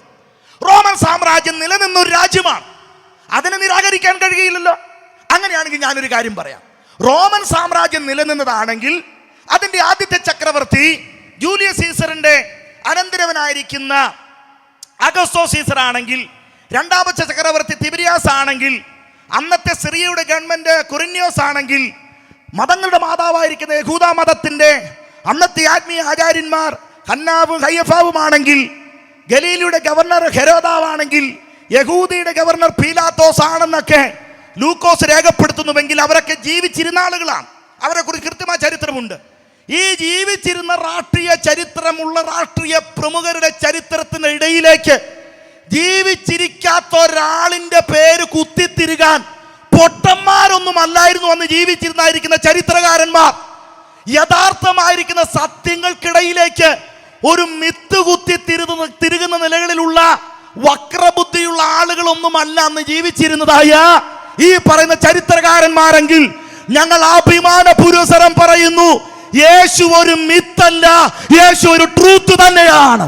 യേശു ഒരു പഴങ്കഥയല്ല, ഒരു സിദ്ധാന്തമല്ല, യേശു ഒരു ചരിത്രമാണ്. അവൻ ചരിത്രമാണ്, ചരിത്രമാണ്, അവൻ മാത്രമാണ് ചരിത്രം. സ്വത്രം. സന്തോഷമുണ്ടോ നിങ്ങൾക്ക്? നിങ്ങളുടെ മുഖം വാടിയതാണോ? സമയം കൂടുതൽ പോകുന്നത് കൊണ്ടാണ്, എനിക്കറിയത്തില്ല. നിറവും വെളിച്ചമൊന്നും നഷ്ടപ്പെടുത്തി കളയണമെന്ന് വ്യാപരിക്കുന്ന ഒരു കർത്താവുണ്ട് കേട്ടോ. അവൻ തിരുവെഴുത്തിൽ കൂടെ യേശു തന്നെ ദൈവമെന്ന് തെളിയിച്ചു കൊണ്ടിരുന്നപ്പോൾ അവർ ഉള്ളം കത്തി എന്ന് തിരുവെഴുത്തിൽ വായിക്കുന്നുവെങ്കിൽ ഇന്ന് രാത്രി ചിലരുടെ ഉള്ളത്തിൽ ദൈവത്തിന്റെ ആത്മാവ് പ്രവർത്തിക്കുന്നുവെന്ന് ഞാൻ ആത്മകണ്ണുകളാൽ ആത്മാവിൽ വിശ്വസിക്കുകയാണ്. എന്നോട് ചേർന്ന് വിശ്വസിക്കുന്നവർക്കായിട്ട് ഞാൻ ദൈവത്തിന് സ്തോത്രം ചെയ്യുന്നു. അപ്പൊ യേശു ജീവിച്ചിരുന്നത് റോമൻ ഗവൺമെന്റിന്റെ കാലഘട്ടത്തിലാണ്. അന്നത്തെ ഒരു പ്രത്യേകത എന്താണ്? റോമൻ ഗവൺമെന്റ് ഭരിച്ചിരുന്നു എന്നുള്ളത് മാത്രമല്ല, യവനായവൽക്കരണത്തിൻ്റെ വിട്ടുപോകാത്ത സ്വാധീനം അന്നത്തെ ഈ റോമൻ ഗവൺമെന്റ് ഭരിച്ചിരുന്ന രാഷ്ട്രീയ പശ്ചാത്തല സമൂഹത്തിലുണ്ട്. ഗ്രീസിനെ അട്ടിമറിച്ചുകൊണ്ടാണ് റോമൻ ഗവൺമെന്റ് മുമ്പോട്ട് വന്നത്. ഗ്രീസിനെ അവർ അട്ടിമറിച്ചുവെങ്കിലും ഗ്രീസിനെ തോൽപ്പിച്ചിട്ടാണ് ടൈബർ നദിയുടെ തീരത്ത് റോമൻ സാമ്രാജ്യം പടുത്തുയർത്തിയതെങ്കിലും ഗ്രീസ് വിഭാവനം ചെയ്തതായിരിക്കുന്ന സാംസ്കാരിക ആശയങ്ങൾ, സാംസ്കാരിക വിപ്ലവങ്ങൾ ഇന്നും ഈ ലോകത്തിൽ നിലനിൽക്കുന്നു എന്ന് പറയുമ്പോൾ അതെത്ര ഈടുറ്റ ആശയമാണെന്ന് നിങ്ങൾ തിരിച്ചറിയണം. അങ്ങനെ യേശു ജീവിച്ചിരുന്ന കാലഘട്ടത്തിൽ അന്നത്തെ സാംസ്കാരിക അവസ്ഥ യവനന്മാരുടെ ചിന്താഗതികൾക്കനുസരിച്ചുള്ളതായ സാംസ്കാരിക അവസ്ഥകളാണ്. എന്ന് പറഞ്ഞു കഴിഞ്ഞാൽ ഗ്രീക്ക് ഭാഷയ്ക്കും അവരുടെ ആദർശങ്ങൾക്ക് തത്വജ്ഞാനത്തൊക്കെ വളരെ സ്വാധീനമുണ്ട്. നോസ്റ്റിസവും അതുപോലെയുള്ള കാര്യങ്ങളൊക്കെ അതിൻ്റെ ഒരു ഭാഗമാണ്. അപ്പോൾ ഒരു ഭാഗത്ത് റോമൻ ഗവൺമെന്റിന്റെ കിരാതമായിരിക്കുന്ന ഭരണവ്യവസ്ഥ, മറുവശത്ത് ഗ്രീക്കരുടെ തത്വജ്ഞാനപരമായ സാംസ്കാരിക വ്യവസ്ഥ. അതിനപ്പുറത്തോട്ട് മാറിക്കഴിഞ്ഞാൽ മതങ്ങളുടെ മാതാവായി നിലകൊള്ളുന്ന യഹൂദ മതത്തിന്റെ മേൽനോട്ടത്തിലുള്ള ആചാരാനുഷ്ഠാനങ്ങളുടെ ആത്മീയ അവസ്ഥ. അതിൻ്റെ തൊട്ടപ്പുറത്തോട്ട് മാറിപ്പോയി കഴിഞ്ഞാൽ ഹസ്മോണിയസം എന്ന് പറയുന്നതായ മക്കാബി യുഗങ്ങൾ കാഴ്ചവെച്ചതായ വൈദേശിക ശക്തികളിൽ നിന്ന് രക്ഷപ്പെടുവാനുള്ള തദ്ദേശീയ വിപ്ലവകാരികളുടെ ആശയങ്ങൾ എന്ന് പറഞ്ഞാൽ സൈമൺ തൊടുത്തുവിട്ടതായിരിക്കുന്ന ആശയങ്ങൾ. ഒരു പുരോഹിതനായ യഹൂദ പുരോഹിതനായിരിക്കുന്ന മനുഷ്യൻ അദ്ദേഹത്തിൻ്റെ മക്കളിൽ കൂടെ ഈ വൈദേശിക റോമന്റെയും ഗ്രീക്കരുടെയും ബാബിലോണിൻ്റെയും പേർഷ്യക്കാരുടെയൊക്കെ ആധിപത്യത്തിൽ നിന്നും യഹൂദ ജാതിയെ രക്ഷിച്ചിട്ട് അവൻ്റെ അവകാശ ഭൂമിയായിരിക്കുന്ന യെരുശലേമിൽ അവൻ്റെ ആലയം സ്ഥാപിച്ച് ആ ആലയവുമായി ബന്ധപ്പെട്ട് സമത്വ സുന്ദരമായിരിക്കുന്ന ഒരു മതവ്യവസ്ഥയുടെ ജീവിത രീതികൾ ചെയ്യാൻ വേണ്ടി അഴിച്ചുവിട്ട വിപ്ലവാത്മകമായിരിക്കുന്ന പ്രവർത്തനമാണ് മക്കാബി യുഗം. ഹസ്മോണിയസം എന്നൊക്കെയാണ് അതിനെ വായിക്കുന്നത്. അവരുടെ പ്രത്യാക്രമണങ്ങളും ഗലീല പോലെയുള്ളതായിരിക്കുന്ന ജില്ലകളെ കേന്ദ്രീകരിച്ചുകൊണ്ട് അവരുടെ പോരാളികൾ നടത്തുന്നതായ മത തീവ്രവാദ പ്രവർത്തനങ്ങളും മറുവശത്ത് നിലനിൽക്കുന്നു. അപ്പൊ നോക്കൂ, റോമൻ ഗവൺമെന്റ്, യവനായ താത്വികരണം, ഹസ്മോണിയസം, യഹൂദ മതത്തിന്റെ ആചാരാനുഷ്ഠാന വ്യവസ്ഥകൾ എല്ലാം കൂടെ ആയപ്പോൾ ജനങ്ങളുടെ ജീവിതം ആകെ ദുസ്സഹമായി തീർന്നു. കണ്ണിൽ കാണുന്നതെല്ലാം കരം കൊടുക്കേണ്ടതായി ഗതികെട്ട സാഹചര്യം. ഗലീല പോലുള്ളതായിരിക്കുന്ന ഗ്രാമങ്ങളെയും ജില്ലകളെയും ഒക്കെ ഒഴിവാക്കിക്കൊണ്ട് ഒരു വല്ലാത്ത പ്രഭാധിപത്യങ്ങൾ എന്ന് പറഞ്ഞാൽ ബൂർഷാധിപത്യമെന്നോ ഫാസിസ വ്യവസ്ഥയെന്നോ അല്ലെങ്കിൽ അതിന് ഏതെങ്കിലും രാഷ്ട്രീയ ഭാഷയിലൊക്കെ നമുക്ക് ഉപയോഗിക്കാം. എന്ന് പറഞ്ഞാൽ ഫ്രാൻസിന്റെ രാഷ്ട്രീയ വ്യവസ്ഥയിൽ ചിന്തിച്ചു കഴിഞ്ഞാൽ ഒരു പ്രഭുവാധിപത്യങ്ങൾ മനുഷ്യനെ തട്ടുകളായി കണ്ടുകൊണ്ടുള്ള ഒരു വല്ലാത്ത വിവേചനങ്ങളൊക്കെ നിലനിന്നൊരു അവസ്ഥയിലാണ് യേശു ക്രിസ്തു കാലത്തിന്റെ കതിരവനായി കാലത്തിന്റെ തികവെങ്കൽ സ്ത്രീയുടെ സന്തതിയായി കാലസമ്പൂർണത ഈ ഉലകത്തിൽ വന്ന് പിറക്കുന്നത്. 30 വയസ്സുവരെ അവൻ മാതാപിതാക്കന്മാർക്ക് കീഴ്പ്പെട്ട് നസ്രത്തിൽ വാണു. ആമേൻ. മാതാപിതാക്കന്മാരോട് ചേർന്ന് നിന്നു. 30ാമത്തെ വയസ്സിൽ യോഹന്നാനിൽ കൂടെ സ്നാനപ്പെട്ടു. അദ്ദേഹത്തിന്റെ ബാക്കിയുള്ള 3.5 വർഷം പൊതുപ്രവർത്തനം വേണ്ടി മാറ്റിവെച്ചു. സമൂഹത്തിൽ അദ്ദേഹം വ്യാപരിച്ചു തുടങ്ങി. ഗ്രാമങ്ങൾ തോറും, ശ്രദ്ധിച്ച് കേൾക്കണേ, ഗ്രാമങ്ങൾ തോറും, പട്ടണങ്ങൾ തോറും, ഊരുകൾ തോറും അവൻ നടന്ന് സുവിശേഷം അറിയിച്ചു. ഹലോ, ചെവി ഒന്ന് തുറന്നു കേട്ടെ. ആ ചെവി ഇങ്ങോട്ടൊന്ന് പിടിക്കും, ഞാൻ ഒന്നോടെ പറഞ്ഞു തരാം. യേശു ഗ്രാമങ്ങൾ തോറും പട്ടണങ്ങൾ തോറും ആ ഊരുകൾ തോറും സഞ്ചരിച്ച് ദൈവരാജ്യത്തെ പ്രസംഗിച്ചു. എന്ന് പറഞ്ഞാൽ അവൻ പരസ്യയോഗം നടത്തിയെന്ന്, അവൻ പരസ്യയോഗ പ്രഭാഷകനായിരുന്നെന്ന്. അടച്ചട്ട മുറിക്കുള്ളിൽ, ശീതീകരിച്ച റൂമിനുള്ളിൽ അവൻ ഉയർത്തിപ്പിടിച്ച ലക്ഷക്കണക്കിന് രൂപയുടെ ക്യാമറയ്ക്ക് മുമ്പിലിരുന്ന് വീരവാദം മുഴക്കിയെന്നല്ല, മഴ നനഞ്ഞ് വെയിലുകൊണ്ട് കാറ്റടിച്ച് വിശപ്പ് സഹിച്ച് സഞ്ചരിക്കാൻ വാഹനമില്ലാത്തവനായി, കിടക്കാൻ കിടപ്പാടമില്ലാത്തവനായി, നാട് നീളം നന്മ വിളമ്പി, കാതില്ലാത്തവർക്ക് കേൾവി കൊടുത്ത്, കാഴ്ചയില്ലാത്തവർക്ക് കാഴ്ച കൊടുത്ത്, മരിച്ചർ ഉയർത്തെഴുന്നേൽപ്പിച്ച് അവൻ ദൈവരാജ്യത്തെ പ്രസംഗിച്ചുവെന്ന്. എന്നോട് ചേർന്ന് ഈ സത്യം മനസ്സിലാക്കിയവരെ കരമടിച്ച് ദൈവത്തെ ഒന്ന് ആരാധിച്ചോ, കരമടിച്ച് ദൈവത്തെ ഒന്ന് ആരാധിച്ചോ. കുക്കൂസായി പടക്കമുള്ള ആളുകൾ 100 വർഷങ്ങൾക്ക് മുമ്പ് ഈ കേരളത്തിന്റെ പച്ചമണ്ണിന്റെ തലങ്ങും വിലങ്ങും നടന്ന് പ്രസംഗിച്ചത് കൊണ്ടാ ഇവിടെ പെന്തക്കോസ്തലിസം വളർന്നത്. മനസ്സിലായോ? ആധുനികവൽക്കരണം നടത്തി കാശിന്റെ പുളപ്പ് കാണിച്ചിട്ട് തലമുറയെ തെറ്റിലേക്ക് വഴിതിരിച്ചാൻ വിടുന്ന എല്ലാ പൈശാചിക ശക്തികൾക്കുമെതിരെ ഒരു ധാരണകളുമില്ലാതെ, ഒരു വീഴ്ചയുമില്ലാതെ യുദ്ധം ചെയ്യുന്ന ഒരു തലമുറ എഴുന്നേൽക്കട്ടെ. സ്തോത്രം. കുറച്ചു പേർക്ക് മനസ്സിലായുള്ളൂ, ചിലർക്കും മനസ്സിലായില്ല. പതുക്കെ മനസ്സിലായ ഒരു നാളെ ഈ പറഞ്ഞ കാര്യത്തിൻ്റെ പൊരുളൊന്ന് പറഞ്ഞു കൊടുത്തേക്കണം കേട്ടോ. സ്തോത്രം. യേശുവിൻ്റെ ശുശ്രൂഷ അതായിരുന്നു. അപ്പോൾ യേശുവിൻ്റെ കാലഘട്ടം അങ്ങനെയായിരുന്നു. യേശു ക്രിസ്തു അങ്ങനെയാണ് ശുശ്രൂഷിച്ചത്. യേശുവിൻ്റെ പ്രസംഗം എന്താ? തൻ്റെ സ്നാനത്തിന് വേണ്ടി ദൈവം നിയോഗിച്ചയച്ച തൻ്റെ ഒരു അർദ്ധ സഹോദരൻ കൂടെ ആയിരുന്നു യോഹന്നാൻ സ്നാപകൻ പ്രസംഗിച്ച് നിർത്തിയ അതേ വിഷയം. കാലം തികഞ്ഞു, ദൈവരാജ്യം സമീപിച്ചു, മാനസാന്തരപ്പെട്ട് സുവിശേഷത്തിൽ വിശ്വസിക്കുക. അപ്പോൾ മാനസാന്തരം, സുവിശേഷം, ദൈവരാജ്യമൊക്കെ പ്രത്യേകം സബ്ജക്റ്റുകളാണ്. അത് പ്രസംഗിച്ചപ്പോൾ യോഹന്നാൻ സ്നാപകനെ വെച്ചോണ്ടിരുന്ന ശരിയാവില്ലെന്ന് ഹെരോദ്യ കുടുംബത്തിന് തോന്നി. കാരണം അവൻ മുഴുവൻ അനീതിക്കെതിരെ പ്രതികരിക്കുകയാണ്. കൊട്ടാരത്തിലും കുടിലിലുമെല്ലാം വന്നിട്ട് നെഞ്ചിന് നേരെ വിരൽ ചൂണ്ടി മാനസാന്തര പഠനം ചെയ്യുന്ന കാര്യങ്ങൾ ശരിയല്ലെന്ന് പറഞ്ഞപ്പോൾ ഇവനെ വെച്ചോണ്ടിരുന്ന നമ്മുടെ പരിപാടികൾ നടക്കില്ലെന്ന് കണ്ടിട്ട് ആ മനുഷ്യനെ 30ാമത്തെ വയസ്സിൽ വെട്ടിക്കൊന്നു. അവൻ ചത്തപ്പോൾ ഇവര് ചിന്തിച്ചു മാർഗം തീർന്നുപോയെന്ന്. പക്ഷെ യോഹന്നാൻ എന്ന് പറയുന്ന ചെറുവിളക്ക് അസ്തമിച്ചപ്പോൾ യേശു ക്രിസ്തു എന്ന് പറയുന്ന കാലകതിരവൻ യോഹന്നാൻ പ്രസംഗിച്ചു തുടങ്ങി. കാലം തികഞ്ഞു, ദൈവരാജ്യം സമീപിച്ചു, മാനസാന്തരപ്പെട്ട് സുവിശേഷത്തിൽ വിശ്വസിക്ക്. മാർക്കോസ് 1:15. ആ സന്ദേശം ഇന്നും മാറിയിട്ടില്ല. അതങ്ങനെ തന്നെ ഇന്ന് രാത്രിയിൽ ഞങ്ങൾ വിളിച്ചു പറയുന്നു. കാലം തികഞ്ഞു, ദൈവരാജ്യം സമീപിച്ചു, മാനസാന്തരപ്പെട്ട് സുവിശേഷത്തിൽ വിശ്വസിക്കുക എന്ന് പറഞ്ഞാൽ യേശുവിൽ വിശ്വസിക്കുക. അപ്പോൾ യേശു ഇത് പ്രസംഗിച്ചു തുടങ്ങി എന്ന് തിരുവെഴുത്ത് നമ്മളെ വളരെ കൃത്യമായിട്ട് ഓർപ്പിക്കുകയാണ്. അപ്പോൾ യേശുവിൻ്റെ പ്രസംഗ വിഷയം ദൈവരാജ്യമായിരുന്നുവെന്നാണ് ഞാൻ ഈ പറഞ്ഞു വന്നതിൻ്റെ താല്പര്യം. ഞാൻ പെട്ടെന്ന് നിർത്താൻ കേട്ടോ, 15 മിനിറ്റും കൂടെ ഉണ്ട്. ഈ സമയം പറയുന്നത് എന്തിനാണെന്നറിയാമോ? നിങ്ങൾ ബോറടിക്കാതിരിക്കാൻ വേണ്ടിയിട്ട്. ഇത് എപ്പോഴൊന്ന് തീർന്നു കിട്ടുന്നതെന്ന് ഓർത്ത് നിങ്ങൾ ആകുലപ്പെടുകയൊന്നും വേണ്ട. എൻ്റെ സമയത്ത് ഞാൻ ഇവിടെ അവസാനിപ്പിക്കും. വിഷയം പൂർത്തീകരിക്കുക എന്നുള്ളതൊന്നുമല്ല. ഈ സംഘാടകർ വളരെ മാസങ്ങളായി പ്രാർത്ഥിച്ച് തയ്യാറാക്കിയിരുന്ന കുറേ ക്രമീകരണങ്ങളാണ്. അതൊരു വിട്ടുപോകുന്നതൊന്നും പരിജ്ഞാനമല്ല, അത് പരിശുദ്ധാത്മാവുമല്ല എന്ന് വിശ്വസിക്കുന്നതാണ്. ഞാൻ ഷാരോൺ ഫെലോഷിപ്പിലെ പെരുമ്പാവൂർ സെൻറ്ററിൻ്റെ ഉത്തരവാദിത്വം കൂടെയുള്ളൊരു ചെറുപ്പക്കാരനും കഴിഞ്ഞ 22 വർഷമായി ഒരു സഭയെ തന്നെ ശുശ്രൂഷിക്കുന്ന ഒരു പാസ്റ്ററും കൂടെയാണ്. വെറുതെ ഇങ്ങനെ പ്രഭാഷണമായിട്ട് നടക്കുന്ന ഒരു വ്യക്തിയല്ല. അതുകൊണ്ട് സഭയിൽ എങ്ങനെ ആയിരിക്കണമെന്ന് ഞാൻ പഠിപ്പിക്കുകയും ചെയ്യുമ്പോൾ അതിന് വിരുദ്ധമായി പൊതുവിൽ വന്ന് ഞാൻ കാണിച്ചാൽ അത് എൻ്റെ മനസാക്ഷിയോടും ദൈവത്തോടും കാണിക്കുന്ന തെറ്റാണെന്നൊരു ബോധമുള്ളത് കൊണ്ട് ഞാൻ ആ പരിജ്ഞാനത്തിൽ നിന്ന് മാത്രമേ സംസാരിക്കാനായിട്ട് താല്പര്യപ്പെടുന്നുള്ളൂ. അപ്പോൾ യേശു ക്രിസ്തു അവതരിപ്പിച്ച ആ ജീവിച്ചിരുന്ന കാലഘട്ടത്തെക്കുറിച്ച് ഞാനൊന്ന് സൂചിപ്പിച്ചു. യേശു ക്രിസ്തു അവതരിപ്പിച്ച സുവിശേഷം ദൈവരാജ്യമായിരുന്നു. യേശു ക്രിസ്തുവിൻ്റെ സുവിശേഷം ദൈവരാജ്യമായിരുന്നു. യേശു ക്രിസ്തു അവതരിപ്പിച്ച ആ സുവിശേഷമാകുന്ന ദൈവരാജ്യത്തിൻ്റെ സന്ദേശം എന്താ? ദൈവിക ഭരണത്തിന് കീഴെയുള്ള ഒരു പറ്റം ആളുകളാണ്, ഒരു സമൂഹത്തെയാണ് ദൈവം രാജ്യം എന്നുള്ളതായിരിക്കുന്ന അനുഭവത്തിൽ യേശു പറയുന്നത്.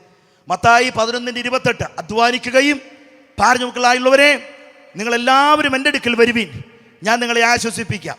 ദൈവികമായിരിക്കുന്ന നിയന്ത്രണത്തിൻ്റെ കീഴിലുള്ള ഒരു സാമൂഹിക വ്യവസ്ഥയാണ്, വർഗരഹിത സാമൂഹിക വ്യവസ്ഥയാണ് യേശു ക്രിസ്തു വിഭാവനം ചെയ്തത്.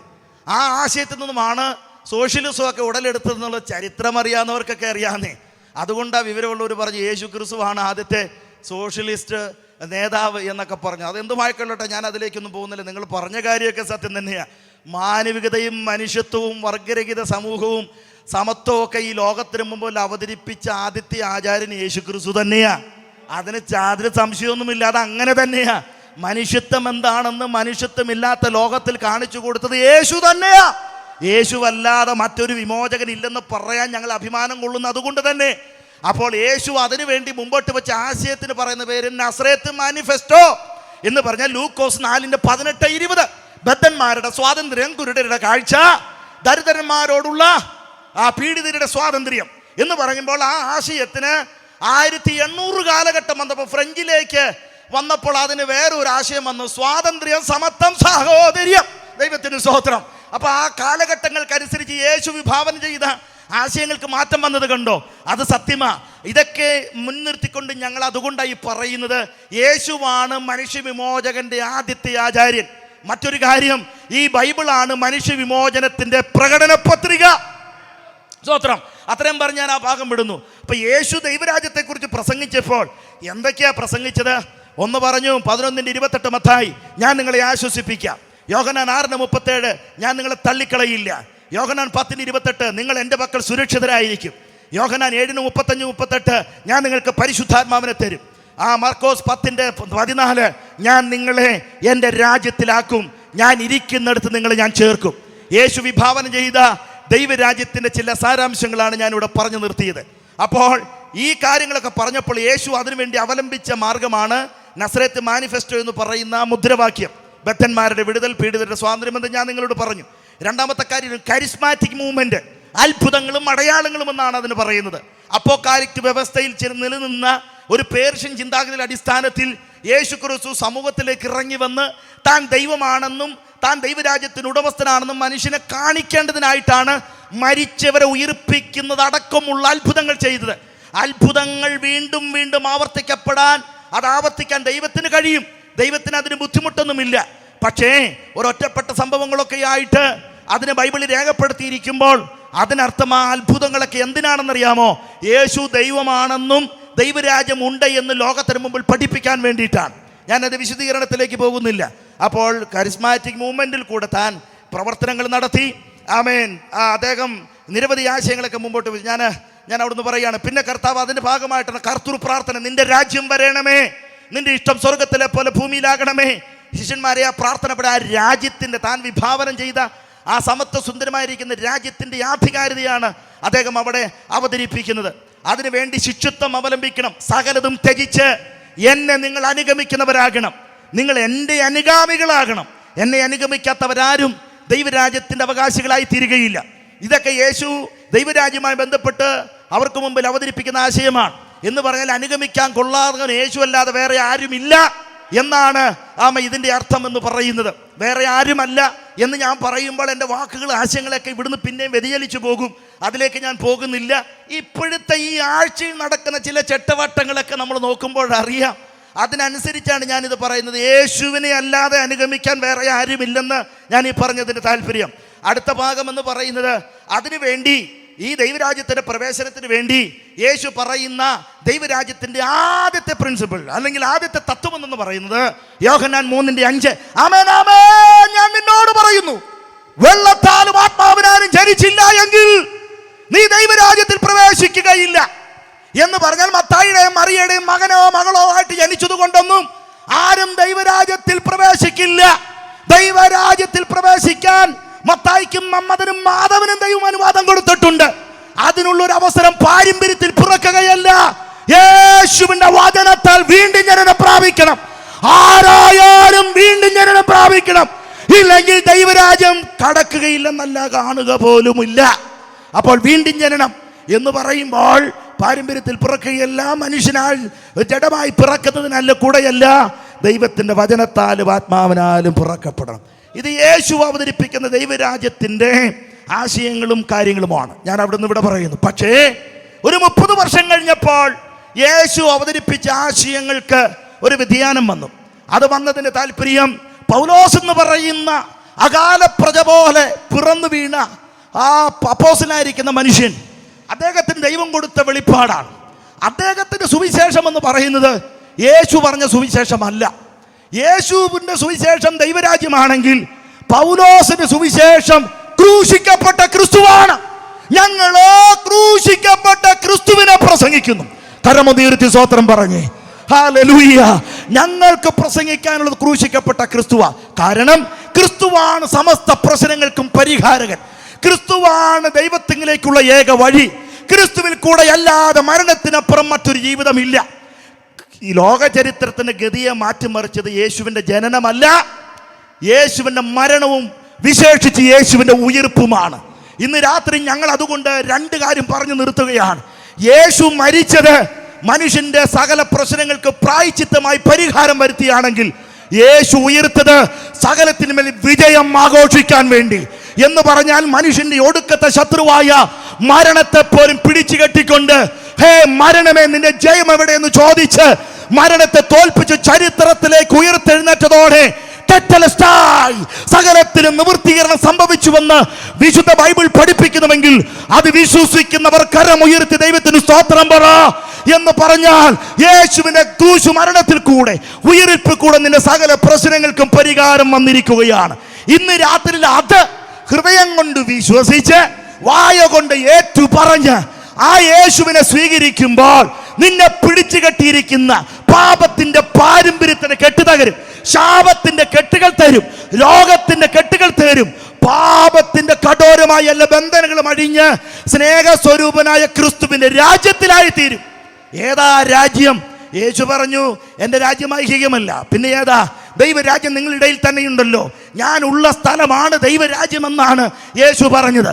എന്നാൽ പൗലോസ് അതിനെ പറയുന്നത് ദൈവരാജ്യം എന്ന് പറയുന്നത് ഭക്ഷണമല്ല, പാനീയമല്ല, നീതിയും സമാധാനവും പരിശുദ്ധാത്മാവിന്റെ സന്തോഷവും അത്രേ. പരിശുദ്ധാത്മാവിനുള്ള ജീവിതം ചെയ്യുന്നവൻ ആരാണോ അവൻ ദൈവരാജ്യത്തിന് ഉടമസ്ഥനാണ്, അവൻ ദൈവരാജ്യത്തിന്റെ അവകാശിയാണ്. ഇന്ന് രാത്രി പരിശുദ്ധാത്മാവ് ഒരുവനിൽ വസിക്കണമെങ്കിൽ അവൻ വിശുദ്ധീകരിക്കപ്പെടണം. ആ വിശുദ്ധീകരണം തരാൻ ഈ ഭൂമിയിൽ ഒരു പവിത്രമായിരിക്കുന്ന പുണ്യജനങ്ങളുമില്ല. ഒരു മനുഷ്യനെ വിശുദ്ധീകരിക്കുന്നത് മറ്റൊന്നുമല്ല, യേശുവിന്റെ രക്തം സകലവിധ പാപവും പോക്കി നമ്മെ ശുദ്ധീകരിക്കുകയാണ്. ഇന്ന് രാത്രി ഞാൻ പറഞ്ഞിവിടെ അവസാനിപ്പിക്കട്ടെ. യേശുവിന്റെ രക്തം നമ്മൾ വിശുദ്ധീകരിക്കുമ്പോൾ നാം പരിശുദ്ധാത്മാവിനെ പ്രാപിപ്പാൻ യോഗ്യരായി തീരുകയാണ്. പരിശുദ്ധാത്മാവിനെ പ്രാപിക്കുന്നതോടെ ദൈവരാജ്യത്തിന്റെ അവകാശത്തിലേക്ക് വരികയാ. എന്ന് പറഞ്ഞാൽ ഈ പ്രോസസ്സിങ് എല്ലാം അവസാനിച്ചിട്ടില്ല. മാനസാന്തരം, സ്നാനം, സ്തോത്രം, പ്രാർത്ഥന, കൂട്ടായ്മ, അപ്പനുറുക്ക്, അടിസ്ഥാന വേദ ഉപദേശങ്ങളെല്ലാം അനുവർത്തിക്കപ്പെടുമ്പോഴാണ് ദൈവരാജ്യത്തിന്റെ അവകാശത്തിലേക്ക് വരുന്നത്. അപ്പോൾ ഇനി പൗലോസ് പറഞ്ഞ ദൈവരാജ്യം ഏതാണെന്നറിയാമോ? യേശു പറഞ്ഞതുപോലെ ഒരു സാമൂഹിക രാഷ്ട്രീയ വ്യവസ്ഥയല്ല.